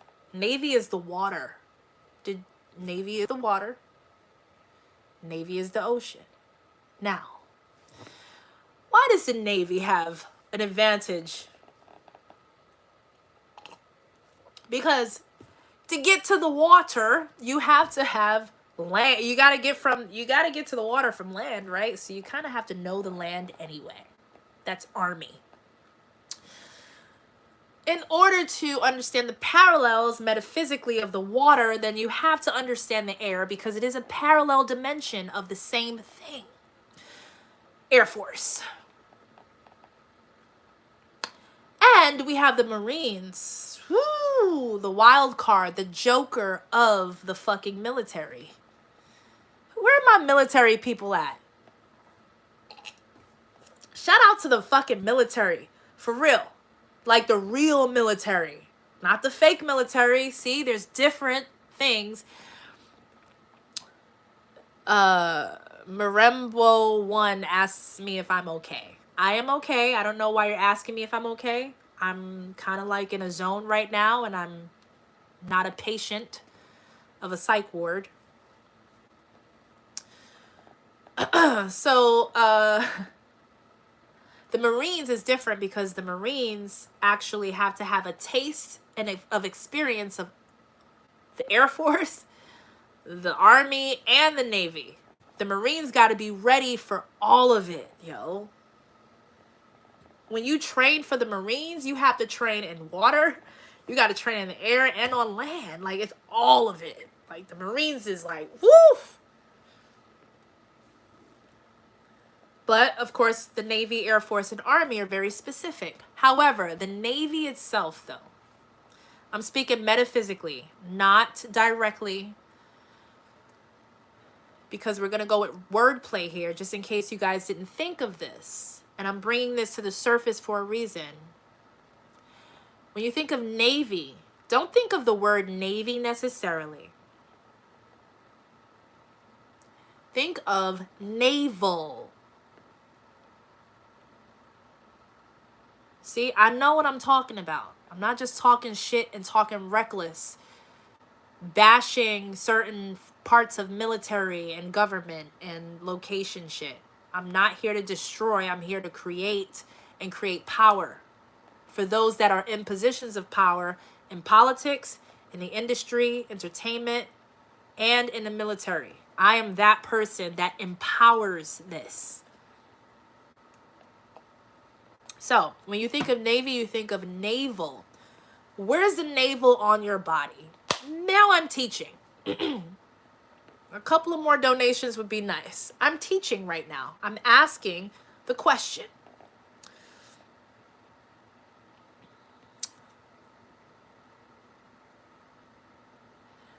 This is a different message and tone from when I first found your page. Glad you're well. Okay, so you're based. Okay, so remember one, if I'm pronouncing your profile name correctly. I appreciate you. Yes, I appreciate you asking if I'm okay. Yes, my tone is different. It's more kind of radical in a sense, but it's still very intelligent. So if it's too much for you to adapt to in listening and watching, then that's just what it is. If you can adapt to this frequency and kind of like roll with me and know that I'm not the same as I was 3 to 4 or 5 years ago and how my tone was in messaging, then, you know, it's up to you. So I appreciate you for being here is what I'm saying. So thank you. And thank you for really asking me if I'm okay.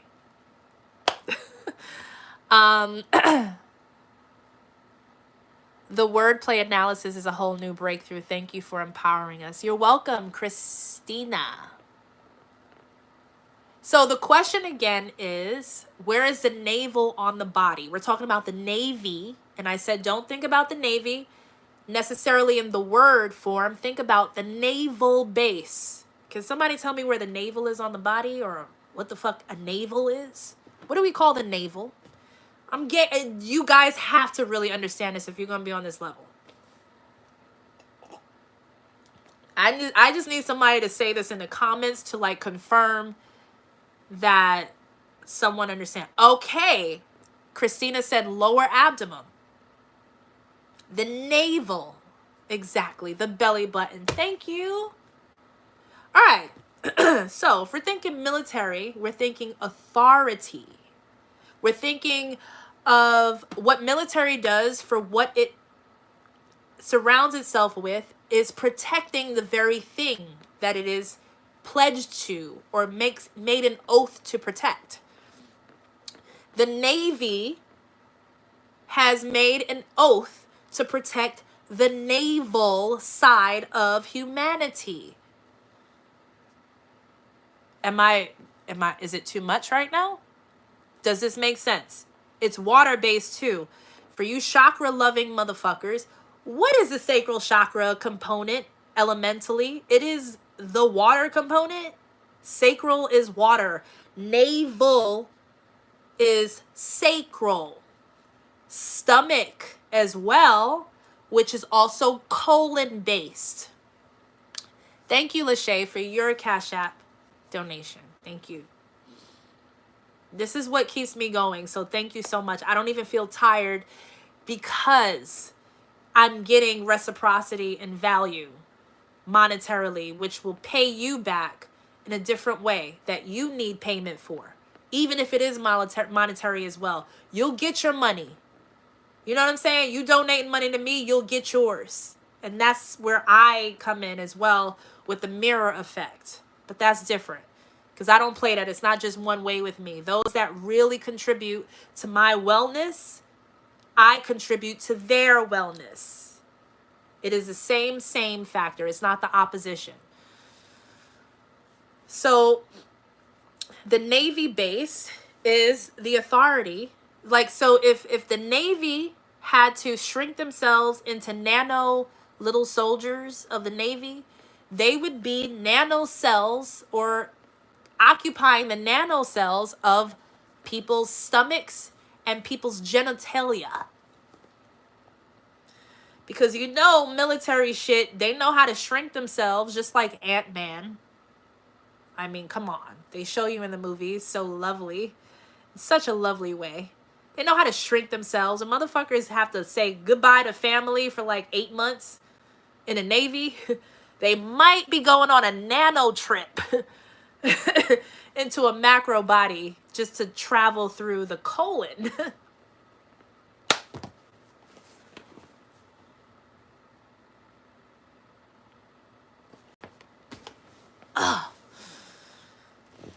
Woo. So shout out to the Navy. The colon is not an easy place to navigate. However, unfortunately, that's where humanity lives mainly. Why do I say that? Okay, so the naval or the Navy base is sacral base. So it's a space that represents so San Diego, connected to the Navy in this sense, I'm saying is San Diego is a port for the sacral, okay? The sexual organ, male, female, the womb, the vagina, the penis, the balls, everything that is needed and necessary for procreation and pleasure. The Navy is being trained without being trained. The Navy is very important. To be water-based completely and to have pledged your entire life to Navy means that you are pledged to chaos. Because the ocean is chaotic as fuck. To be a Navy person, you are pledging your life to chaos, water, to colon activity, which is the activity of waste. It is a wasteland. And it is also right underneath colon is sacral, which is the creation part of life. So you're dealing with death and life and death. Now, on the map of California, San Diego is here. So San Diego is dealing with sacral stuff.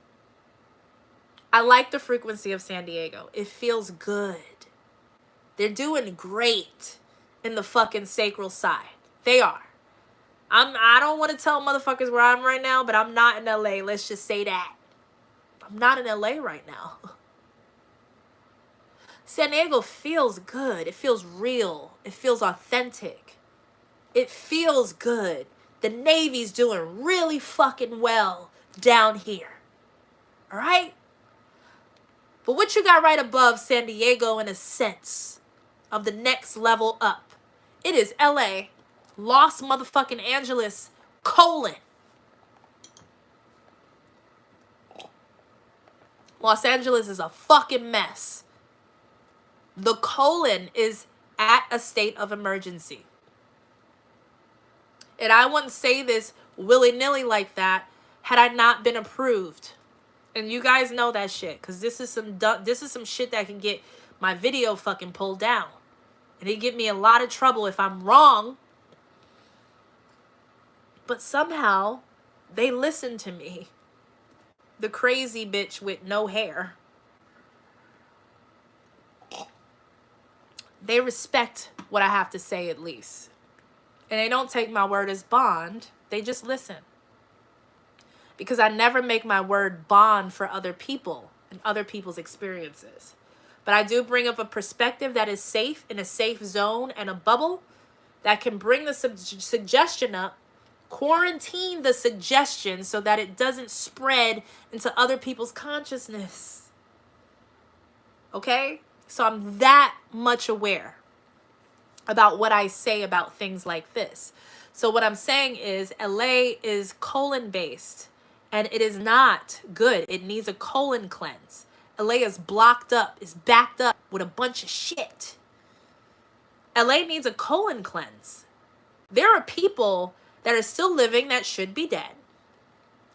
And there are people that will die or might die because the wrong motherfuckers are dying, which means the wrong cells are dying, which means that the horrible cell that makes something sick is living. Needs to reverse. It's like colon cancer. You have the wrong cells dying and you have the wrong cells dying. The cells that are supposed to be living are dying, and the cells that are supposed to be dying are living. And that's what LA has turned into. So it is no fault. Lucifer has left. Lucifer said, I am not a part of this shit show. It is not a light show anymore. It is a shit show. It's a shit show. Their God has left. So for the colon, ain't nobody there.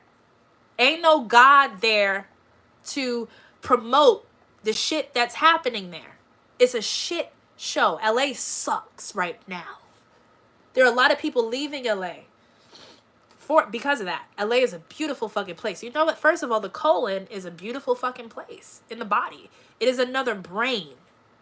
You have the brain, you have the heart brain, and you have the colon that is a brain. It has neural pathways, sensitivity factors, just like the brain activity and the heart activity. Has its own language, the heart has its own language, and the brain has its own language. However, somehow through a universal language, the brain, the heart, and the colon are communicating with each other because it's an emergency, guys. For the colon. Oh, damn. Why am I going here? Am I like... All right, I guess we're swimming in the colon now. Let's not call it shit, though, because it smells good. I smell really good. So I'm the good shit, which is fertilizer. Good shit is fertilizer. What does fertilizer do? Fertilizer grows things. Shit that nobody wants just kind of like falls to the wayside. It's waste. It needs to get out of the body. It needs to exit the fucking body. Or else the body gets sick. Right? Oh, yeah. Which means people have to die. This is where Satan comes in. Oh my God. She went from Lucifer to Satan. It is serious now. Satan, the god of death, comes in and he lives in the colon. Like, that's real hell. The hell is a colon. Nobody wants to live there unless they really understand what it is. And smells so good.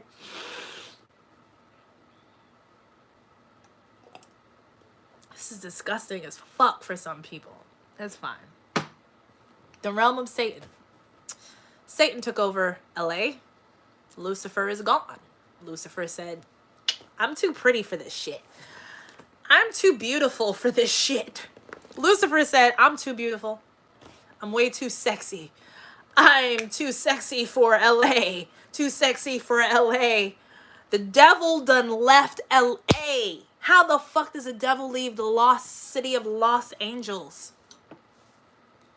The devil left? Damn, Satan took over. Satan smells like shit to those that are not ready. Ooh, Satan smells like shit. Lucifer smells good. Oh, Lucifer. The handsome, pretty, beautiful, sparkly one. The diamonds. Satan. Woo! Woo!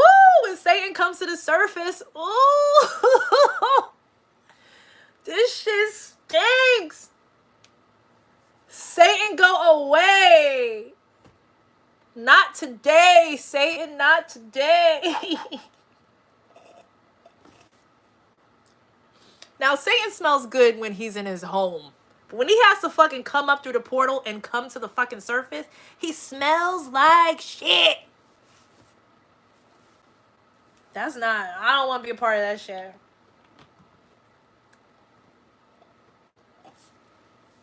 Sorry, that's not like my side of that side. I'm just like, nah.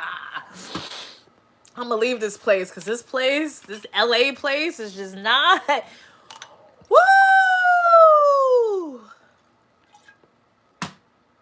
So, it's not a game though. Because when a system is backed up, such as the sewer system, oh God, do we have to get into the elementary of things? When the sewer system is backed up, that shit is not fun. You gotta clean up or else the shit will keep fucking bringing the same shit. And you'll be fucking like swallowed up and fucking like sinking in shit that is not good. Even the so-called Satan worshipers, you guys are not exempt because you guys have not even been worshiping very well. So you guys smell the shit too. Sorry. I mean, everybody has a right to worship their gods. Satan just has to be... Why is Satan the worst fucking god of all religions? Shaitan. Satan. But turn that motherfucker into Santa, though. Turn that motherfucker into Santa Claus. He's much better now. December ass God. I told you the December God is heavy. It's an anchor. Heavy anchor. You need a fucking... The anchor has to be the heaviest of all in order to stop an entire fucking ship.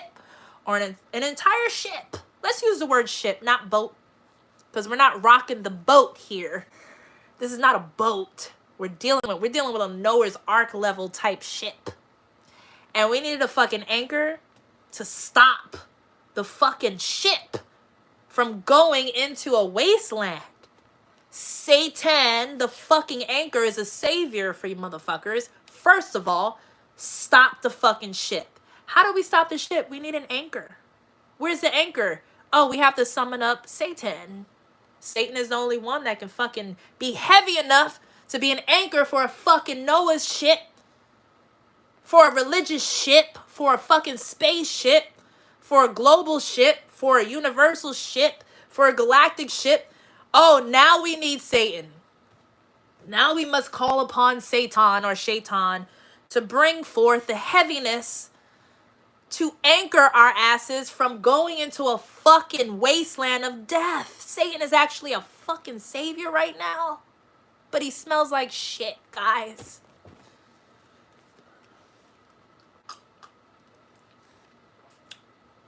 And Satan's not that attractive or pretty in this realm. When he goes home, he's fucking gorgeous. Am I going to lose followers for this?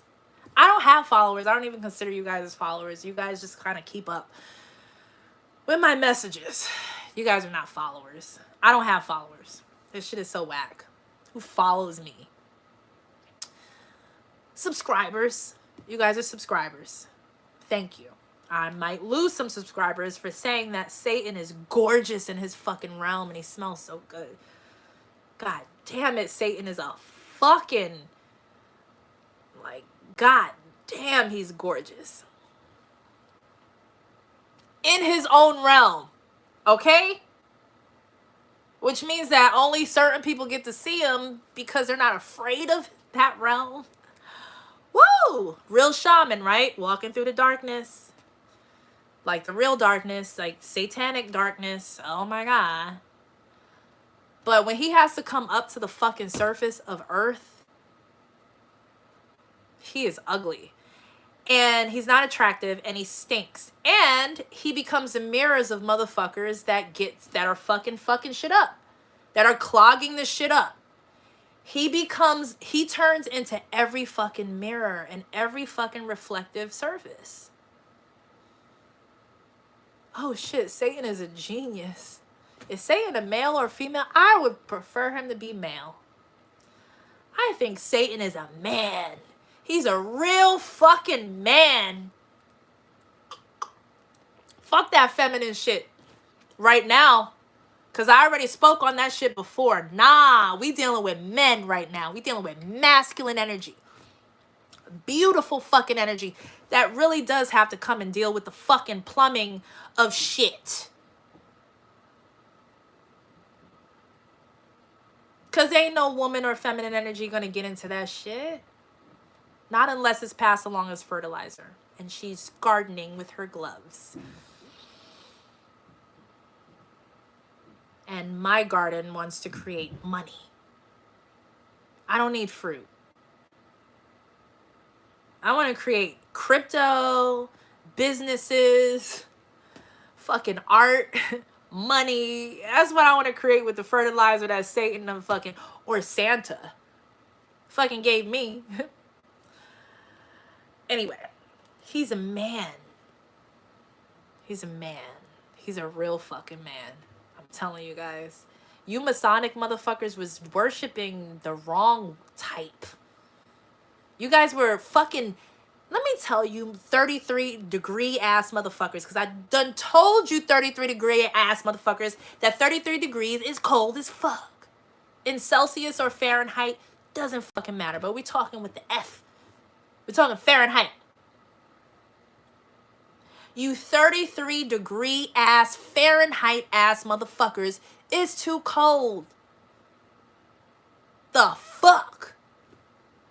Up your degrees, guys. You guys are bored. Now, the reason why the 33-degree motherfuckers are fucking nuts right now, like they're fucking going nuts, is because the ceiling was the 33-degree ice ceiling. It's just like, damn, yo. Like, this shit is still frozen, even though, like, the fucking water freezes, I think, below 25. But, like, this shit is still cold, yo. This shit is not worth it. A lot of 33-degree, real high-level Masons are dying. Like a rare species. Like a fucking, you know, whale coming to beach themselves to die. Like, a lot of high-level 33s want to fucking exit this fucking world because it's so cold.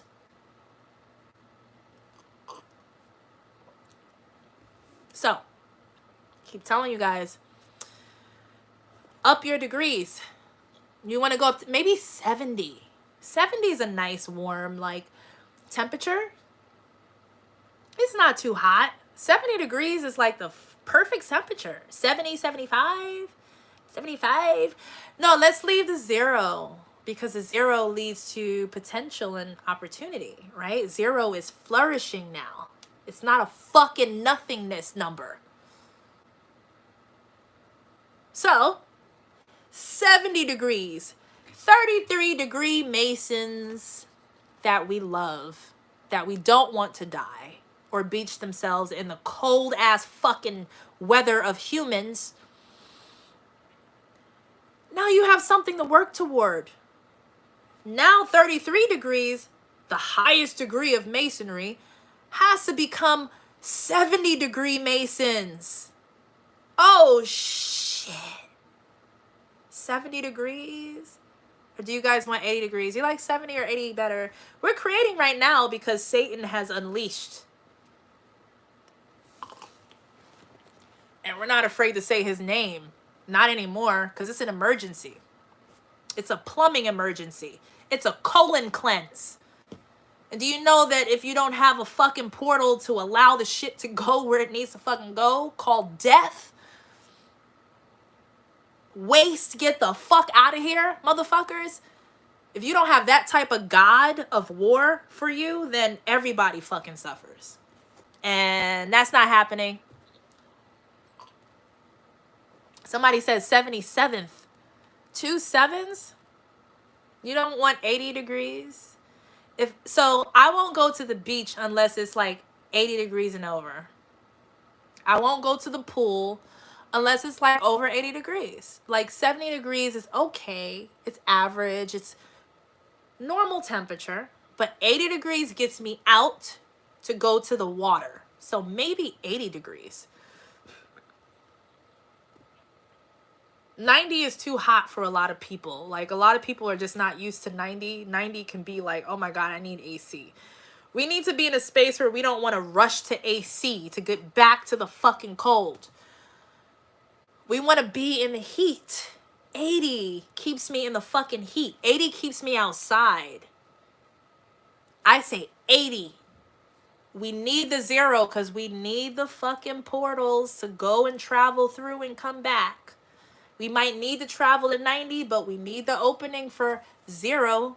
Whoever put the 3 in front of, after the fucking 3 was an asshole. Whoever put the 3 after the 3 was an asshole. First of all. Who the fuck makes it 33 degree? No fucking in way or out way. Just a fucking ceiling. You guys pledged your fucking life to a ceiling of a 3-3. Come on now. Wake up. Oh, there's 80 people watching me right now, supposedly. There's 80 people. And 99 people have thumbs up. I'm the 100th person to fucking thumbs up. Let's just say that. 100%. So I say 80 degrees. This is a council meeting now. People are witnessing a council meeting. 80 degrees. You got to work from your 33 status up to 80. That shit is unknown. You got to leave it up to the chaotic point of the realm that warms things up to fucking get you up there. Because 33 is a little too low. You thought you were the highest of the high, but now you're at the lowest of the low. So you got to come to the status of 80. Has nothing to do with the echoes of the brain. We're tired of hearing the echoes of nothingness. That's the whole point. A wise teacher once told me that it's a 33 angle of a brain point of view that allows the fucking echoes of things to come through and fucking receive messages. Who gives a fuck about that shit now? I don't want to receive stupid messages. I don't want echoes in my brain of the 33rd degree part of the fucking angle of the fucking shit of the fucking thing to ruin my life because the messages are stupid and pointless. It has turned into gossip and tea. 33 degree has turned into gossip and tea. You got Eastern Star ass bitches, 33 degree. You got Masonic ass motherfuckers, 33 degree, using that shit for tea. Not building. They're not building shit anymore. So we're going to up the fucking degrees. They got to become hotter. They got to become hotter. Oh, here's the key right here. They got to become hotter. They're too fucking cold. I don't want to fuck you. I don't want to be friends with you. You fucking resentful ass, Eastern Star ass, 33 degree, stupid ass, ignorant ass, cold ass bitch. And same for the dude. You guys can stay down there in the shithole of the colon. How about that? Because you guys thought you were in the fucking sky? Not anymore, motherfuckers. You're in the shithole of Satan. And that shit ain't good. Your credit goes down. Your money goes down. Nobody wants to invest in you now. Oh, and you think my little teeny tiny channel of YouTube is not going to make a difference. You know, I only have 78 people watching. Maybe a couple of thousand views when I turn this video off. And there's millions and billions of motherfuckers in the world that follow the fucking degrees of masonry, right? And Eastern Starry, whatever the fuck that is. Lies, because I'm 100 right now. Which means that this is a global message. Even if motherfuckers are not watching my video. Oh, you know that I know how it works. I just felt like Beyonce just now. And you know you can't say her name in a video if it's not copyrighted. God damn! Ooh, they get scared of the word. Just because it's not a name. They get scared of the word Beyonce. The Eastern Star ass bitches get scared of the word of God called Beyonce. I said it publicly and my life won't be taken because I have rights to say it right now. My arm is buzzing. Any more donations coming through? My arm is literally buzzing. Woo! This arm. For real. You Eastern Star ass bitches have been a disappointment to the womanhood and sisterhood of togetherness and building and helping the builders called our husbands and our sons and our fathers. You Eastern Star bitter ass fucking unsexy ass bitches. Unsexy ass 33 degree ass Eastern Star bitches. Who the fuck is an Eastern Star? Oops. They gonna come after me. Y'all might see me dead in 10 days. Oh, no you won't. No you won't. Come up to 80, bitch. up to 80, bitches. Fix your hair. Change your hair. Your hair is a little cold. Your hairstyle is dated. Your outfit is not sexy. Your man does not want you anymore. Let him go. COVID was a divorce disease because bitches don't know how to let go. They're stopping up the system. The fucking colonic bitches is stopping up the fucking colon. It's because of bitches that the colon of the fucking macro body called Earth is clogged up because bitches don't know how to fucking move on or don't know how to deal with rejection. Bitch, you ain't hot. He's not interested in you. Your husband wants to divorce you, bitch. Oh, but you're having a lesbian affair anyway, and you just want to kill this motherfucker that doesn't deserve to die because he doesn't want to fucking be with you, you fucking Eastern Star ass, fucking 0-degree ass bitch. You ain't even 30 degrees anymore, bitch. Oh, this is ISIS talking through me. Hold on real quick. I gotta pee. And you know what that means. Stay tuned. It'll be nice to have a couple of donations while I go to the bathroom.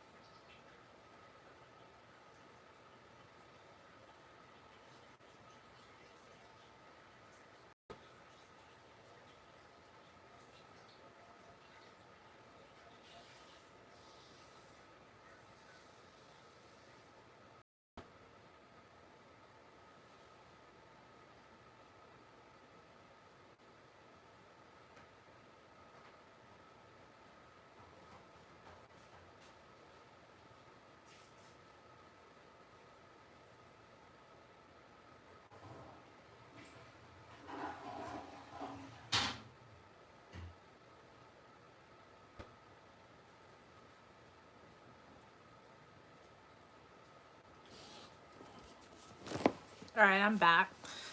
So if you guys didn't remember, they froze me in the beginning of the video when I was getting into a point.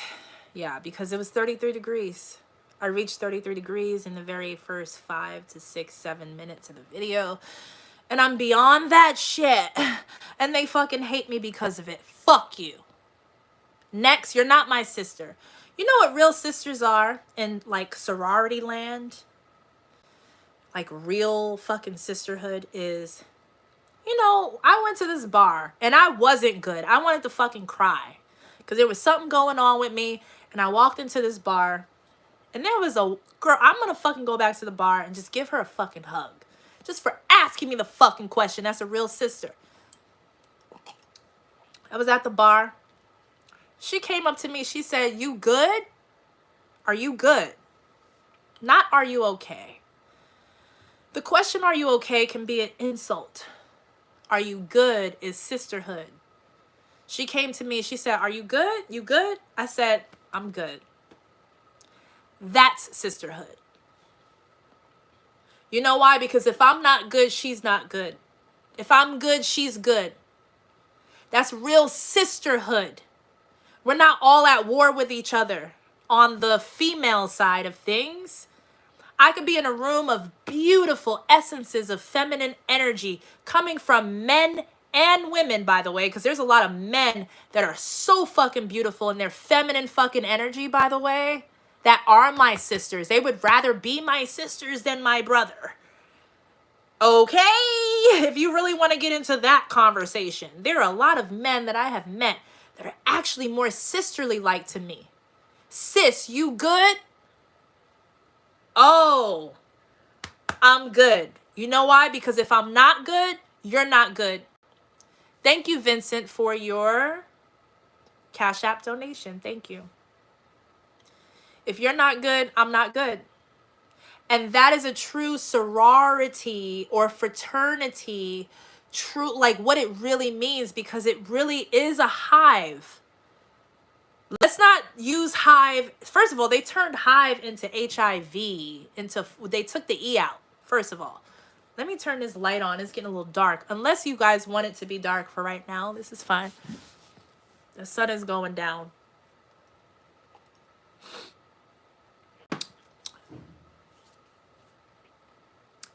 A real hive is beautiful.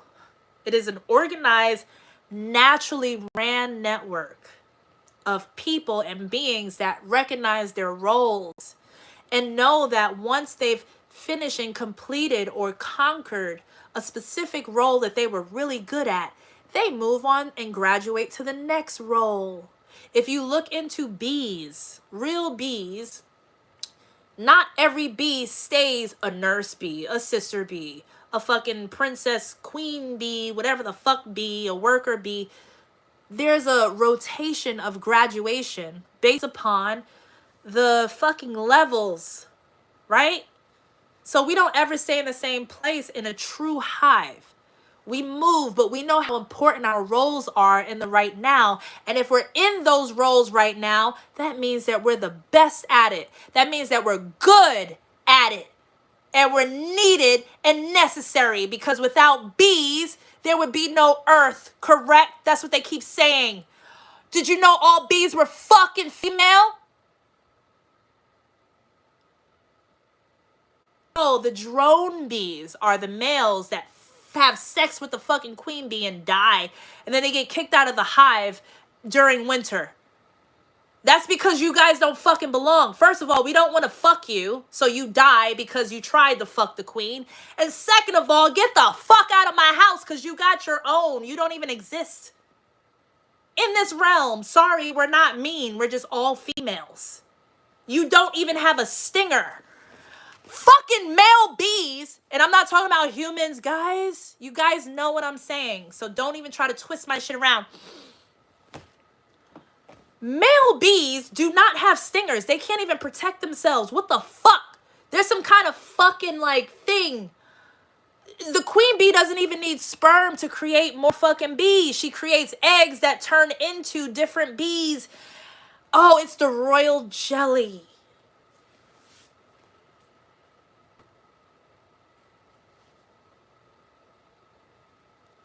It's the princess bees that have been the product of sperm and egg. The other bees have just been created through the queen. The princess bees means that they're a product of the queen getting fucked. And guess why the fucking drone bees die? Because the pussy is so fucking good. Not because it's bad, bitch. These male bees that line up to have sex with the queen knows that they would fucking die. They know they would die. Just for fucking her. And they still fuck her. You guys can look this shit up. It's nature, bitches. It's nature. Bees, like real fucking bees. Oh shit, the drone bees, they gotta fly high enough, first of all, for the queen to even acknowledge them.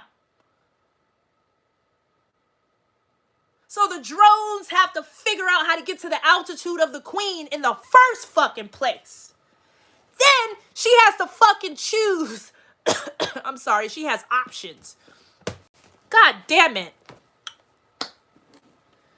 The queen has options because there's many drones that are on the level that gets to the fucking level. They get there and only one lucky motherfucker gets to fuck her. He dies afterwards and she gets pregnant for real with princess bees. Never prince bees, first of all. She does not give birth to males. Where do they come from? Where do they come from? Where do they come from?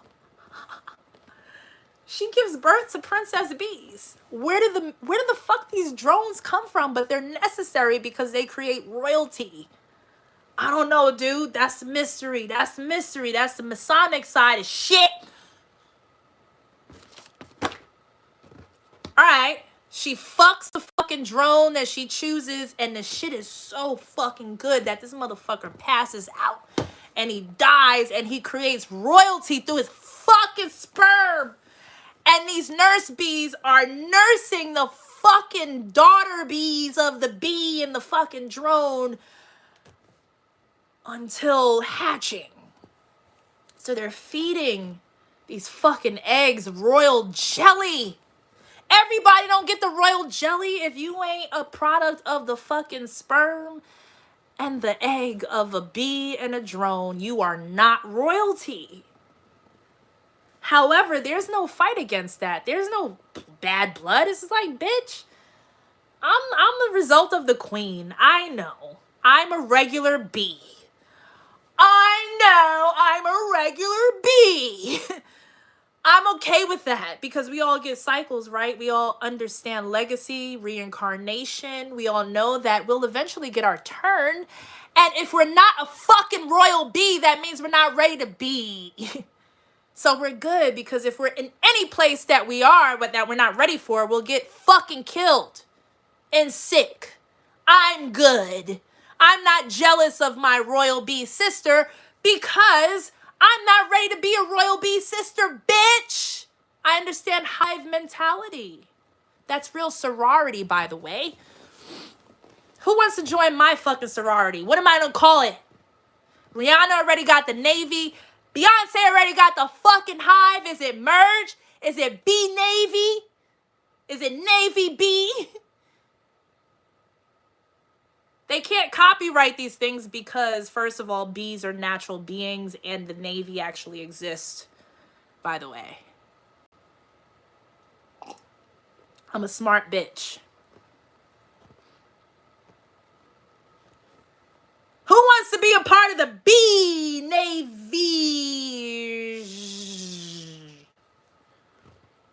That's all I'm saying. My ego, like, if my fucking head was to fucking, like, blow up, not explode, but blow up, this shit was my head, my fucking ego.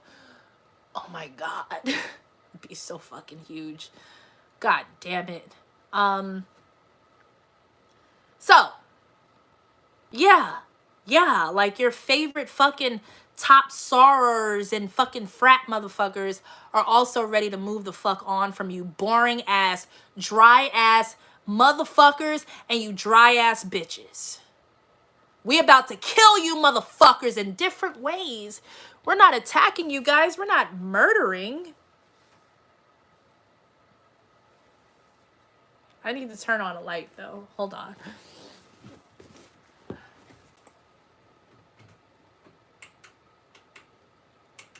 Oh, God damn it.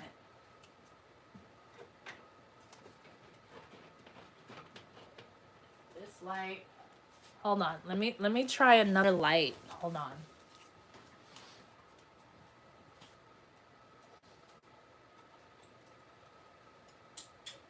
Oh. Okay.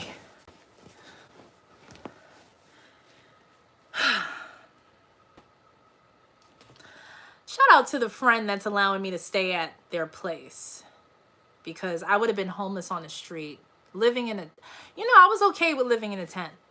Like, tents are cool. Like, I would have just bought a tent from Target and it's really warm here. I would have just gone on like maybe the edge of the beach, set up shop, bought like a nice comforter from Target and like had like my speaker, because I need my music and my fucking like thing and or my headphones. Little bit of clothes, would have thrown a lot of stuff away. A pair of shoes or two, and just a little bit of money here and there just to eat. Like, I would have been okay. If that's the worst thing that can fucking happen to a bitch like me, is living on a tent on a beach in paradise, fuck you.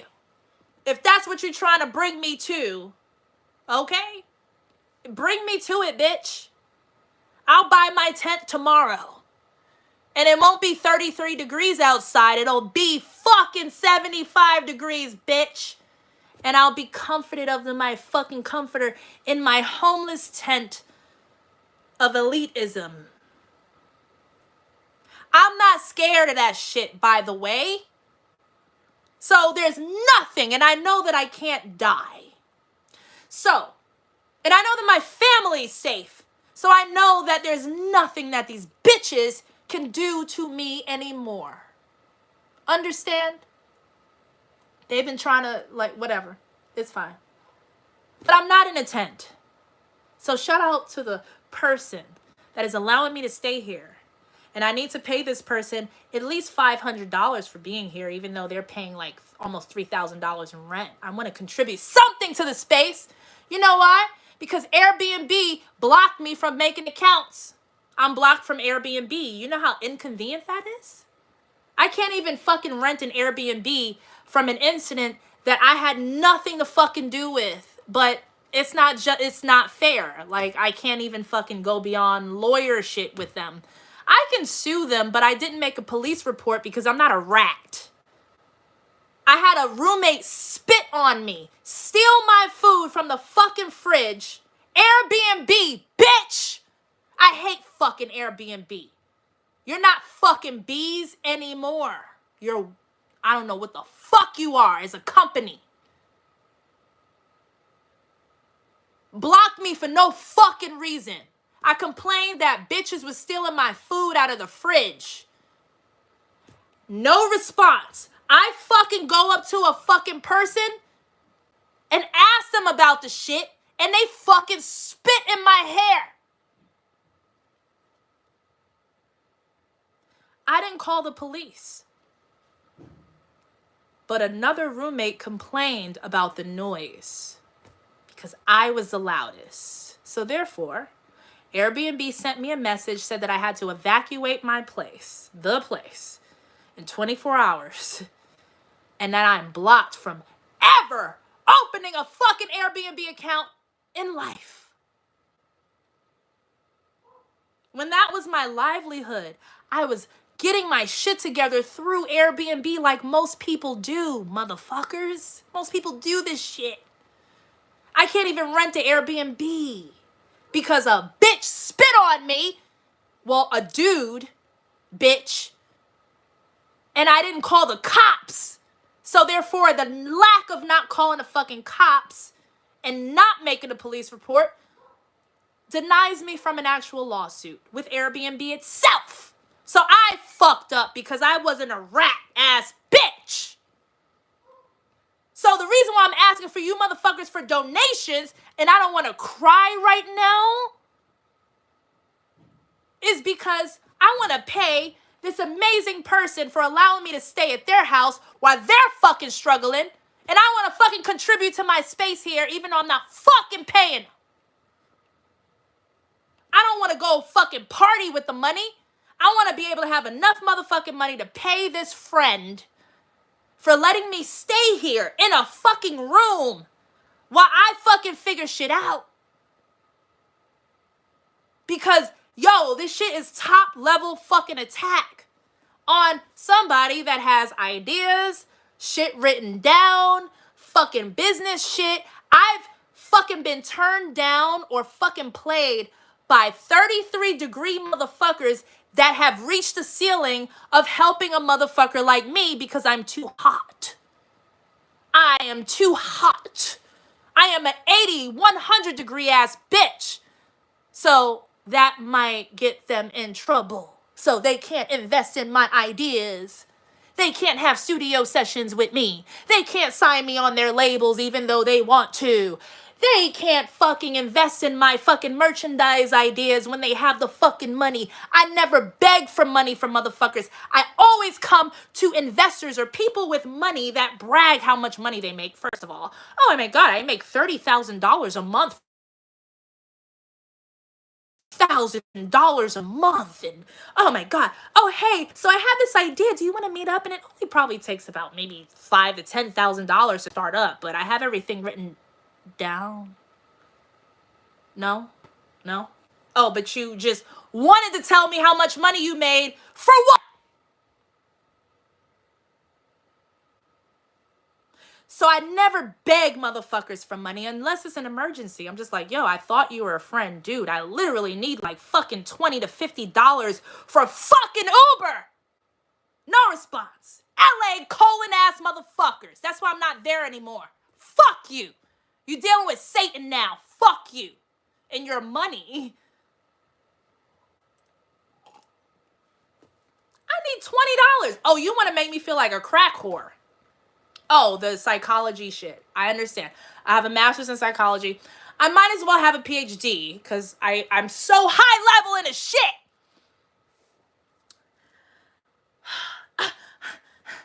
You got $25? I need $25 for Uber. I need $25 for Uber. I can't fucking get back home. Something happened. They froze my fucking account. Some shit fucking happened. I can't explain because it's metaphysical and shit. I promise you, I'm not on drugs or I'm not a fucking prostitute, but goddamn it, I need $25. I need $25. They want me to feel like that. They want me to fucking feel like fucking Felicia from Friday. They want me to feel like a fucking crackhead when I'm not. Oh, the feeling, because that frequency just brings in more of that shit. They know what they're doing on that 33-degree level. Oh, bye, bitch. I'm not even giving you $25, even though I have like fucking 500,000 in my fucking checking account. Doing nothing with it. Oh, but bitch, you can die from suffocation in your sleep, though. And then come back to life and do it again the next day.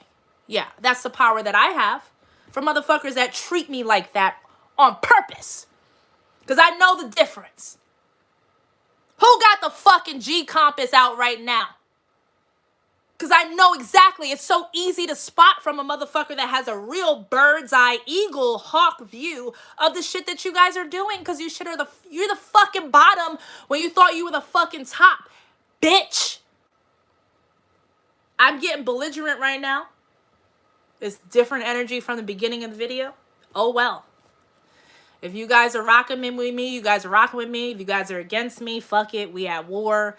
But I'm just telling you, the ISIS side is fighting you, not the fucking warm side of the flame side. Because I don't have time for that. But maybe my ISIS side is just speaking right now because she fucking feels like it. And she goes into the realms of dreams like Freddy Krueger. And she knows exactly who to target. Because motherfuckers that are real arrogant in fucking life, when they gotta go to sleep, right? I'm a psycho-ass bitch right now. You gotta go to sleep, right? You gotta go to bed. You gotta go to sleep, motherfucker. Guess who haunts your fucking dreams? Guess who can torture you in a lucid state of being so that you can feel the pain, but still wake up in the morning? I can. They want me to be so poor even though I'm so fucking wealthy, and I'm not placing my spirit of lack or lack of money or anything or resources on them. I just know when they want to when they say throw salt on the wound.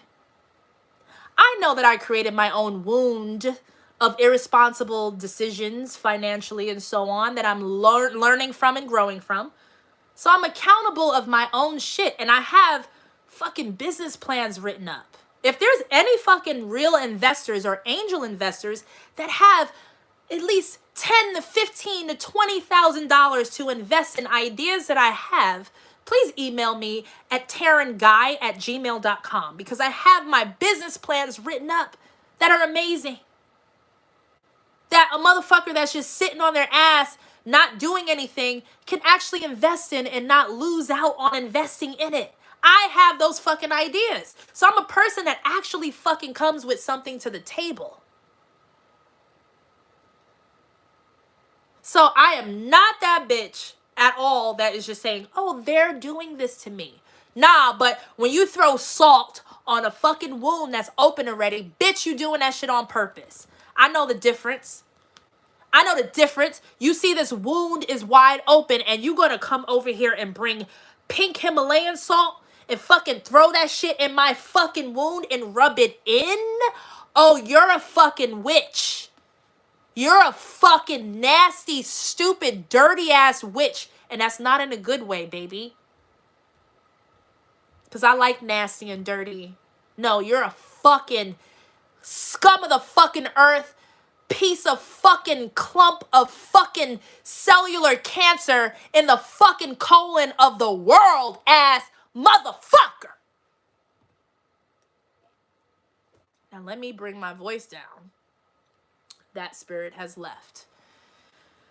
Because I am channeling the gods.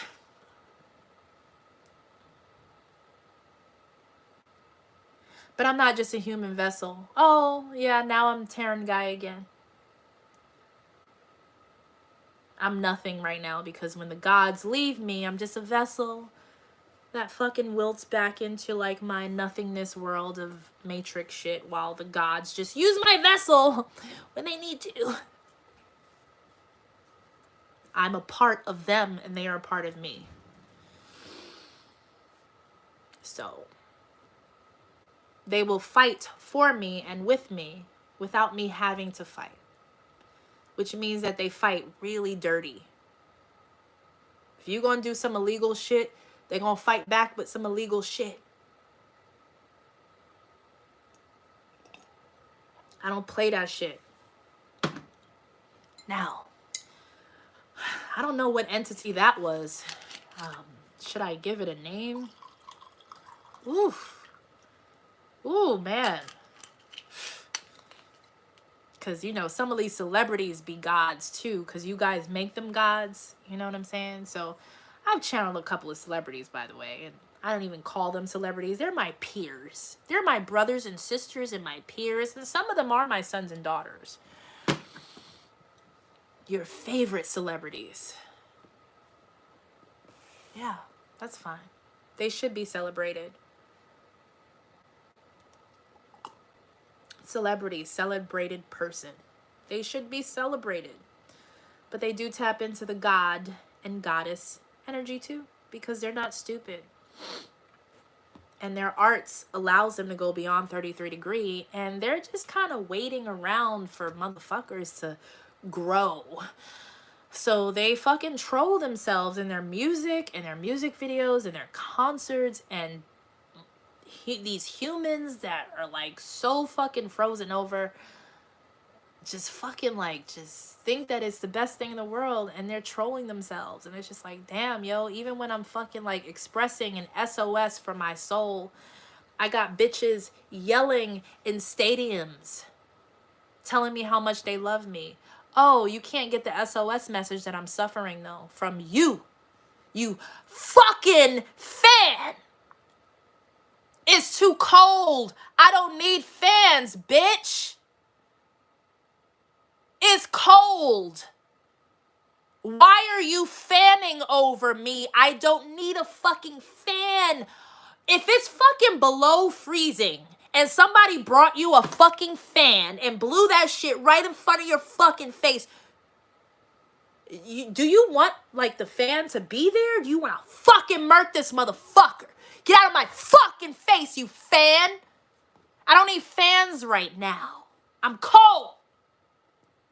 You stupid ass motherfuckers. You stupid ass bitches. I hate fans right now. Which celebrity am I now? Oh my God, her vessel can hold stars. Stars are talking through her right now. Will she spill the tea? Fans are gonna fucking die for being fucking fans right now, and I don't need fans. It's an SOS message through my own trolling of self because I'm so comfortable with myself. I never feel ugly. I never feel unworthy of myself. But I troll myself when there's an SOS to my people. Not fans. But fans, they fucking, yes, bitch, you doing it. Oh my God, that's so amazing. Oh my God, you're the worst because I am throwing out an emergency message for my soul.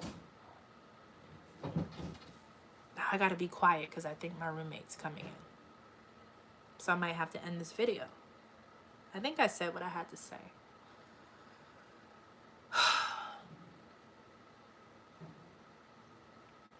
It's so torturing to the soul. Imagine being stuck somewhere, having to throw out an SOS message, and you throwing it out, and the colors of that SOS are so dope. that the people that can help you actually are like clapping and making noise from your SOS message, where you're just like, no, I'm asking for you to fucking help me. But you guys think this shit is so dope. Of course you do. You're my fans. I hate my fans.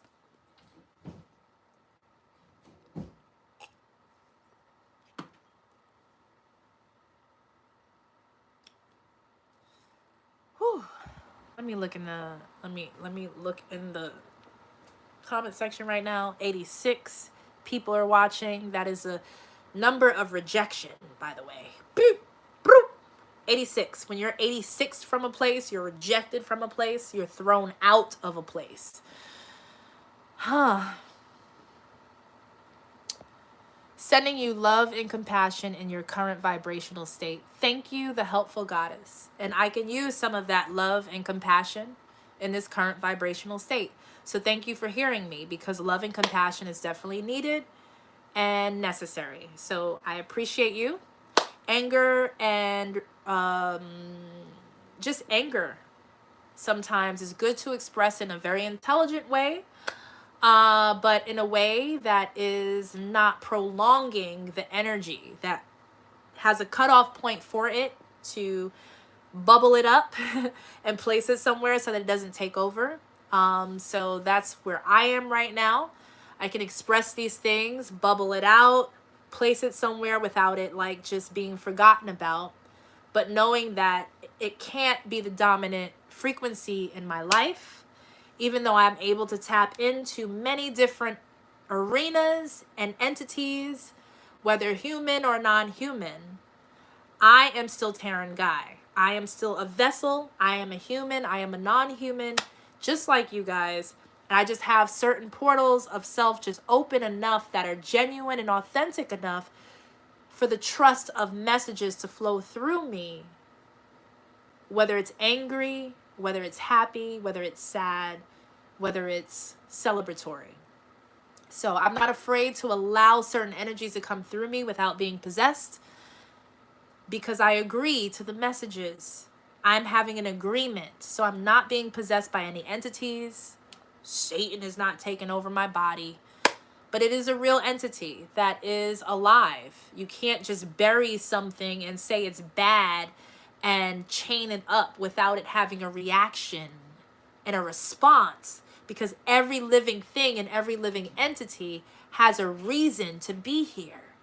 And if anything conjures up a response from an entity that has been shunned for hundreds and thousands of fucking years at a time, there's gonna be a motherfucking mic given to that motherfucker one day to just give back, to fucking respond to the allegations of such thing, of being the evilest thing in the world. Oh, I'm so evil because I live in the darkness and I hold everyone's secrets and traumas, and I actually experience everyone's traumas that I have to personalize and turn into pleasure. So because you got beat up by your daddy and molested by your uncle, me as Satan has to collect that fucking record that you want to forget about, and I have to fucking make it pleasurable for me. That's what makes me evil.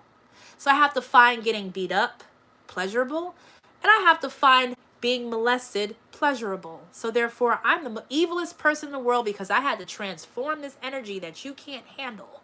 Satan is really Jesus, bitch. Thank you, Hundun, for your Cash App donation.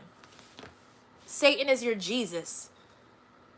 You want to forget at the fact that you got molested by somebody in your family, right?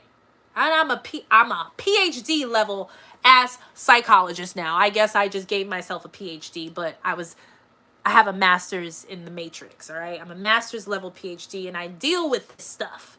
I actually wanted to be a social worker, even as a high level psychologist, because I wanted to deal with certain levels of mentality that couldn't afford psychologists but can see a fucking social worker. So I was willing to fucking downgrade my pay based upon my degree and level of intelligence to be a social worker for motherfuckers because I cared about them. Anyway, this is psychology right now. PhD level. So, Jesus. What is the whole platform of Jesus? Jesus. Please, Jesus, take my sins. Jesus takes our sins and he takes them away and washes our sins for us. And he gives us goodness and light and life. And we thank him for that. Thank you, Jesus, for taking my sins, for forgiving me from my sins. All right. What's your sin? I was abused by most of my family and molested by my dad. Oh, so me as Jesus, I have to come in and take that residually because you're still going to be affected by that because you understand psychology? All right, so me as Jesus, and this is just one person. You know how many worshipers of Jesus is out there? This is one motherfucker that needs Jesus to forgive and take over the fucking heaviness and sins and darkness of them. So, you give Jesus that trauma. Jesus takes it as a savior and says, okay, I'll hold this in a space for you, but it still happened. Okay? It can't be erased because energy can't be destroyed. So I have to hold your molestation and abuse in my field of energy as your Jesus. All right, cool. So I'm Jesus though, and I'm an entity, and I have feelings, and I have plans, and I have visions, and I was human, and I am human always, but I'm on another level too, right? But I'm Jesus. All right, molestation and abuse. Over time from this one person, Jesus has to find a way to enjoy being punched in the face by a family member, maybe by your grandfather or something. Punched in the face from this follower that couldn't handle the trauma. Jesus punched in the face, punch in the stomach, pain. Oh my God, I have to find something out of this pain in order to keep taking it on for my worshiper that needs me to hold this space for them because they're Christian. So I have to keep getting punched in the face and punched in the stomach and punched in the back, fucking whipped. Because this follower will break the fuck down if they didn't have me, Jesus, to hold this space for that. Oh, the molestation. You were molested by your father at 7 years old, 6, 5, younger, 5 years old. All right, Jesus. Jesus had to say, well, I don't like the feeling of being violated. This shit does not feel good being violated from my father at 5. Or maybe I have to make it feel good so that I can hold it for this follower, this person, this worshiper. So then I have to have an orgasm as Jesus to my father molesting me at 5. This is the only way Jesus can survive. It has to fucking feel good. Your fucking traumas and your stupid fucking shit that you guys go through, that you can't hold and deal with, that you fucking give to Jesus, has to fucking figure out how to deal with this shit for you. So Jesus has to fucking go into a space of masturbation and fucking come from the thought. Oh, does that make Jesus a predator? Shh. Watch what you say. Watch what you say. You're talking about a 5-year-old and a fucking adult, Jesus. Oh, but my follower gave this to me without me even fucking saying yes or no. They just worship me, but they tell me to take, he told me to take his sin. He told me to take his trauma for him. I'm a God of this. What the fuck do you want me to do? I can't suffer or else I will die. Oh, that's justified in the realm of justification of the judges of the judges of the judges of the galactic form. So no, Jesus, you're not a predator. Go ahead and have an orgasm. Have a fucking orgasm. Go ahead and fucking come as a 5-year-old. Kali, Baphomet, bitch. That's where Satan is born. Through fucking Jesus. Your fucking traumas that you can't handle, Jesus somehow fucking found a way to fucking like it. How about that? Somebody said Doja Cat. I don't have nothing to say about Doja Cat. All I know is that I've seen the devil, but not Satan necessarily. And they're two different entities, by the way. She does the devil very well. She does Lucifer very well. Satan, on the other hand, you gotta go through some shit. So no, that name rings no bells or has no keys in the realm of Shaitan. Sorry. No hate. Love her, by the way. Next.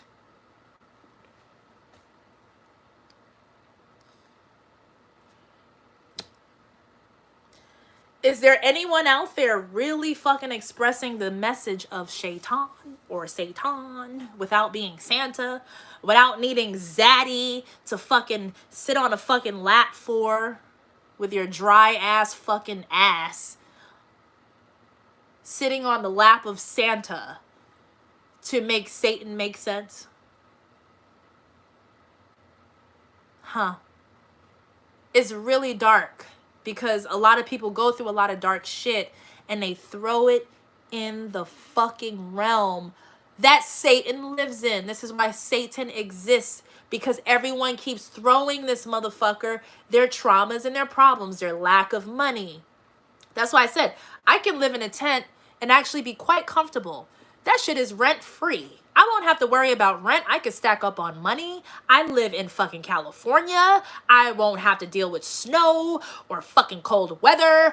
And I can fucking be homeless and live in a life of luxury and saving and accumulation. Do you know what power that comes from? That comes from the power of Satan. A fucking entity that has to make things pleasurable and comfortable out of shit. So you fucking give me a name of a celebrity that really has tapped that into that fucking realm. Really?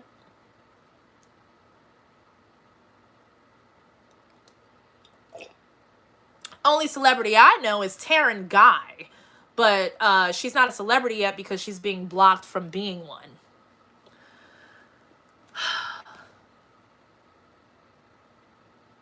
You know, she has a really good album out called Planet Pluto, and it's available on Apple and Spotify. She was inspired by the voice and the tone of Sade. Because Taren can't sing. Maybe I am Satan right now in Taren's body. I took over TarenGuy, and you are speaking and watching Shaitan or Satan in a man, which is a fucking dude, and somebody did call me a man earlier, so maybe it's someone piercing into the future, because maybe I am Satan right now in Taren's body, and I'm here to fucking help because I'm really Jesus. Anyway, TarenGuy, who's not here right now, and I'm crazy right now. Woo! Taren has an album out called Planet Pluto, which is available on all platforms. 16 songs. She can't sing. She can't hold a note. She'll be better as a rapper, maybe. She's old as fuck. She was born in 1983. Who the fuck is born in the 80s just now making music? First of all, she's an old ass bitch making an album. Right? But the name of the album, it has meaning. It's called Planet Pluto. Because Pluto is a planet. Sometimes it's a planet, sometimes it's not. So it's a rejected spirit. It's the 10th planet.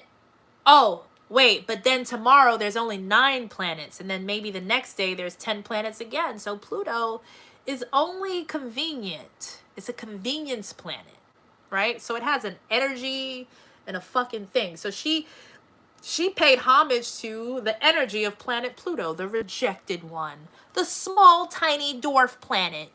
She fucking loves planet Pluto, while everyone doesn't give a fuck about planet Pluto, first of all. So, name of her album is called Planet Pluto. She made 16 songs. She actually did not write anything down. She freestyled every song. Free flowing, went back, taught herself how to mix and engineer music because motherfuckers in LA was telling her yes when that shit really meant no. Sure, I'll mix your song. Right. Okay, so I have to wait 2, 3, 4 weeks. I'm just asking you to mix this one motherfucking song. All right, so let me just go to YouTube University and teach myself how to fucking mix and engineer. Fine. She taught herself how to mix and engineer, and she created 16 songs that created a full album. But Taren needs to call Planet Pluto, which is a great album, she has to call it a demo album, guys, because it's not radio ready. The audio decibels and shit and the audio quality is off. She didn't have the right mic. She used a Yeti mic that's used for speaking and not for singing that she bought on Amazon because she couldn't afford a fucking real microphone. So she used a shitty microphone to record her fucking music. And she used a shitty software called BandLab, which is for beginners. And she had to use that. So we can't accept that in the fucking industry right now. So it's not worthy to even listen to because the shit is low quality. All right, fine. I'll call it a demo album so they can't say shit. It's not an album, guys. I'm sorry. I have to demote my album and call it a demo album because my microphone is not good enough. I'm not a professional mixer engineer person. And I use a shitty fucking software program. Fine. It's a demo album. Oh, they can't say anything when you call it a demo album because you're... Yeah, they... You found a door to fucking get your music in because you're labeling it correctly. Go ahead, Satan. You're turning some kind of trauma into something that works for you. Demo, bitch. Demo album. She's right, it is a demo. And we listen to demos. Okay, so you can actually submit your demo into the industry so that we can't tell you no because it's not radio ready. Damn, this bitch is smart.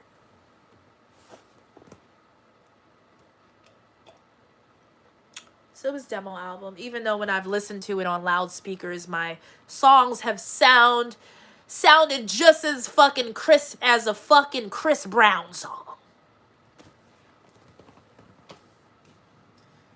All right, fine. Demo album next. Oh, but this bitch is old. Artists can't be your age right now, just beginning. We can't invest in that shit. Bitch, how old I look.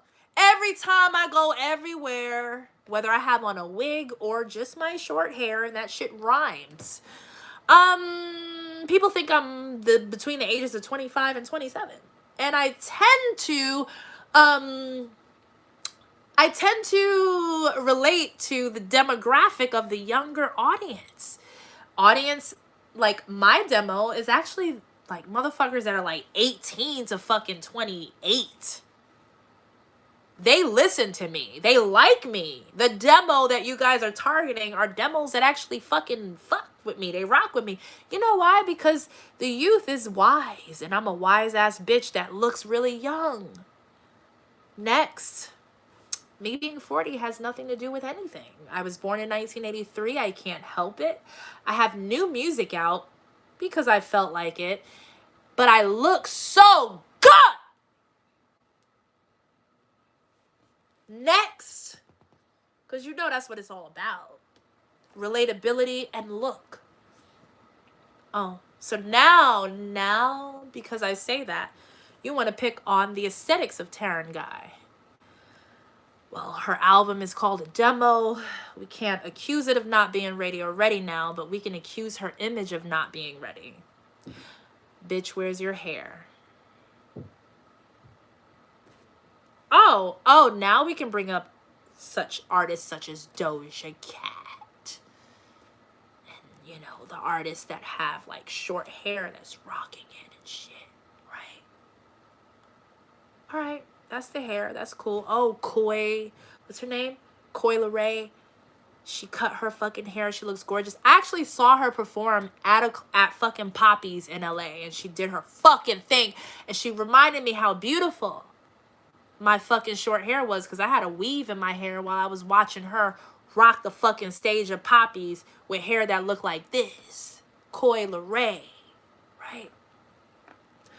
Oh shit, we can't attack her hair now because, yeah, she's right. We got Doja and Koi doing this thing right now. All right, fine.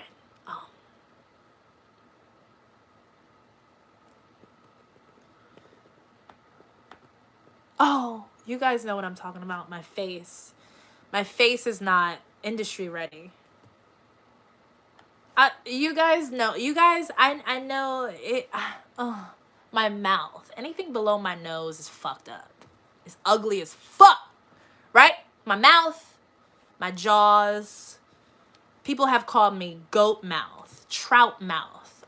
They've said so many mean things about the two little fucking puffs that I have here, like Kanye mouth.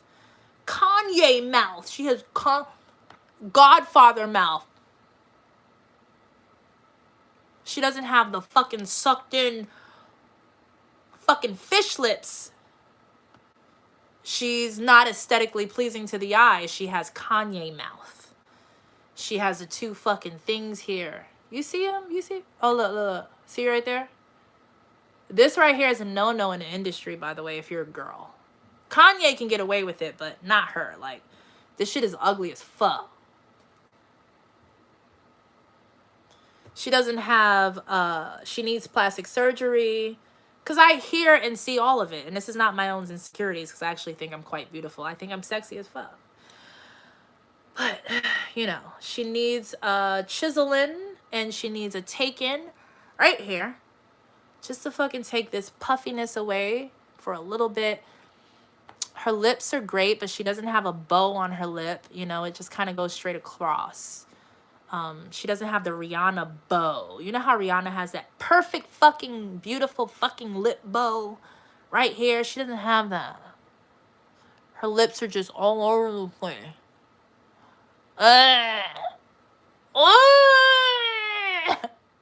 She's not pretty enough.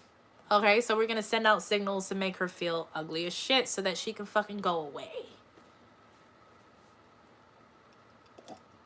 This is satanic messaging, by the way. It's satanic as fuck because it's the truth of what is projected that I just will not accept. So I'm just like, okay. Now, you ever heard of anyone called Green Tea Pang? Green Tea Pang, she has tattoos on her face. She doesn't wear makeup because she has tattoos on her face, which is kind of genius. Having tattoos on your face kind of styles, as a girl says, nah, you can't cover that shit up with foundation, bitch. Right? So no makeup, ass wearing bitch. She has kind of crooked teeth. And her mouth is kind of like mine. And when I saw Green Tea Pang, I was just like, damn, yo. This is an ugly ass, beautiful ass bitch. Go ahead. If you don't know Green Tea Pang, after this video, go look up a Green Tea Pang video and go look at her mouth ratio fucking thingy going on. And you see she got some big ass lips with a fucking jaw with some semi-crooked ass teeth. And this bitch don't give a fuck.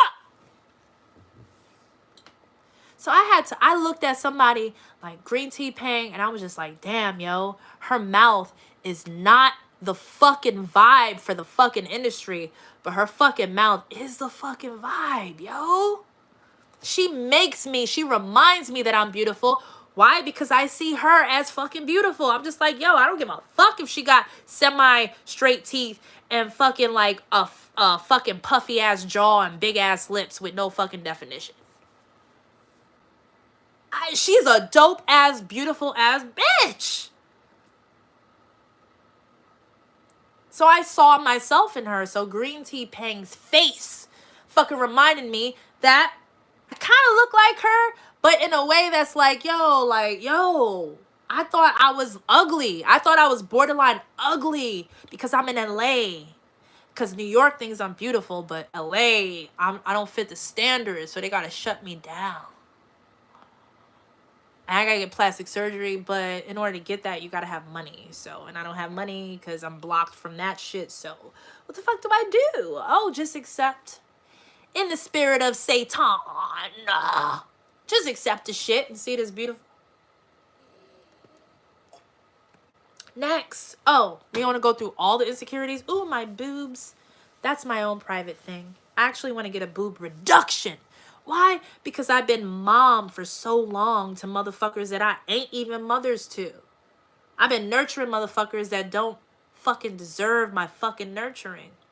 So therefore, my boobs kind of sagged out like a Sagittarius. Kind of fucking sagged out. My fucking boobs are sagged out. So they're a little saggy. They're not as like perky as they used to be because I'm a mom.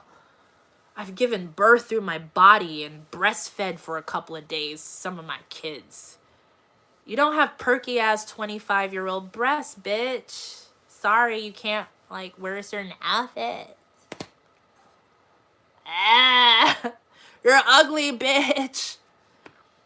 Ooh, and okay, bottom half of the body, yeah, I know, like, my ass is, like, normal, you know what I mean? Like, it's normal, like, it's not, like, my hip ratio is not, like, too, it's pretty normal. At least in the 80s and 90s, my hips would have been okay. Let's see, hold on. Let me stand up. Oh my God, are we doing the ratios of the bodies and so on? And, you know, oh, you can't really see it. It doesn't matter because I like my body. And if I had the money to get plastic surgery, I wouldn't change anything about my face. Because I actually like my Kanye puffy mouth. Now I do. I had like a lot of insecurity about it. But I don't anymore. I really fucking think this shit is fucking uniquely beautiful. But I would get a breast reduction. I would fucking like perky up my breasts. I wouldn't get a breast job. I wouldn't get a fucking implants, or maybe I might need a small implant to like make it perky. But I would totally get my breast fixed. And I might take a little bit of fat from my tummy and add like 2 inches to my hips. But I wouldn't add anything to my ass. Like, I like my ass. It's like medium or maybe small in comparison to, I don't give a fuck about that. But yeah, if we're gonna fix ratios, we're gonna fix ratios, bitch. And if I had money, I would do that shit. What? So anyway, I've been talking a lot of shit. I haven't gotten any donations in the past 15 to 20 minutes, which means that I'm overexhausting myself. I'm out of wine, which means that it's time to go. See, I know when it's time to go. But I think I've gotten a lot out. I've gotten a few donations, you know what I'm saying, that I appreciate. But when the shit stops rolling in and it's starting to get dark, you got to know when to shut down when shit is still fresh. Doesn't mean that I'm washed. It means that the shit is fresh as fuck right now. And just let the other realms handle the business. Because I will have enough money to get the surgeries that I want. Even though that's not priority. It's just a thing on my list. But I want to have... My goals are... I want my own place. I don't want to have to deal with Airbnb since they fucking blocked me. I don't want to have to ask people to stay at their places when it's not my space necessarily, but I am thankful. I do want my own spot. And I want to build up on my clientele with that. So as I said, I have business ideas. If there's anyone out there, I have a dope ass merchandising idea. That is high level merchandise idea. If I had the quality threads, if I had the access to certain fashion portals, my fucking like idea for this merchandise would be amazing, right? And I know how to work through rooms and network myself through certain spaces very well. So it would do very well just because you would be investing in me, my presence, and the idea itself. So I have a great merchandising idea. And I believe my music is great, but it is demo quality, which is fine. But I would like investment in artist development. Can we do that? Like, a lot of the labels are just simply labels, are just looking to see who's popular, who has a following already, who has pushed units already streaming, and who has professional level recordings. And back in the day, the best artists that you've ever fucking come across started out low level because they didn't have anything, and their labels actually invested in the development of them. Now, a good artist doesn't take that long to develop. And a good artist is loyal to the fucking entity that is investing in their development. I'm that fucking artist. So I'm actually looking for people or a person who has some fucking money to spend on studio time, production, remastering, because my album can be remastered because it is a really good album, and promotions and all the fluffy stuff. Not even looking for more than, I don't even want to say a number, just a person that actually has the money and time to invest in that in me. I'm looking for you. TarenGuy@gmail.com. So that's merchandising, that's music. Also, just to keep myself afloat, because I'm not a regular person, you guys know I'm not. It's hard for me to find a fucking regular job out here, for real. Like, motherfuckers be like, yo, you're overqualified for shit. You're overqualified. Over fucking qualified? Really? Okay. So, I am looking to build a real tight-knit clientele of people like you that pay me to give them sessions in high-level therapy, because I am a master's in psychology, and highly intuitive readings that are pretty accurate. And talk just with a person that is listening to you. Reoccurring sessions, hopefully, right? So you can simply donate, at least for now, $40 for a half an hour session, $80 for an hour session to my PayPal, Venmo, or Cash App. And I will send a fucking confirmation email on scheduling, and we can start that relationship there. And then we can continue forward. So I'm looking to build a clientele that is consistent, because I am, and I do feel that I am good at what I do when I am one-on-one with people. I do get really personal with you guys. You guys trust me, and you guys tell me things that are really personal, and we make shit happen, okay? And my last, just putting out there and request and what it is that I want, because I have nothing to lose. I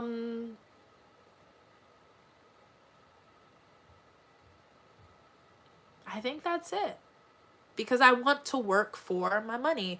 And those that are donating to me, I really appreciate you guys. And just know and trust in the metaphysical mind's eye that there is a direct response, which is, if that's where your learning space is, in understanding the language of non-language, then you already have received the gift. Whether you've donated $1, $20, $10, or $5, or whatever you've donated, you've already received a gift from me. And I need you to recognize what that is. And I need you to know that it's come from our exchange. Okay, so I just wanted to cover all bases here. and just really just express my gratitude. And I love you guys so much.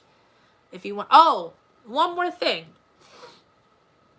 From the last video when I talked about Egypt and I talked about the Nile River, I talked about the Nile's power being transferred to Niagara Falls for a reason. And I will post a link to that video in the description after this. But it's called The Real Isis Speaks if you look into my video categories. I want to host a retreat, my second retreat actually, because I've done one before a few years ago. I want to host a retreat for the spring equinox in March in Niagara Falls. I don't know if I want to do Canada side or New York side yet, but a lot of you have emailed me about the Egypt trip, and I'm going to respond to a lot of you guys in saying that I think we should do it here on the Niagara side because it's safer and it's still just as powerful. So very soon, I'm going to come to you guys with an opportunity to also join a retreat for March spring equinox for next year in Niagara Falls. Okay, so that's something that will be coming up. So that's the last thing, and hopefully that can turn into a thing, maybe twice a year for something, because I have a feeling that I'm really going to enjoy that, and you guys are too. You wouldn't come to London? I would come to London. Chuck Birdman says, or asking me if I'm a scammer. I don't think I need to answer that question. So I'm going to go. You guys feel my heart. You know my mind. And I'll see you later. Bye. I love you.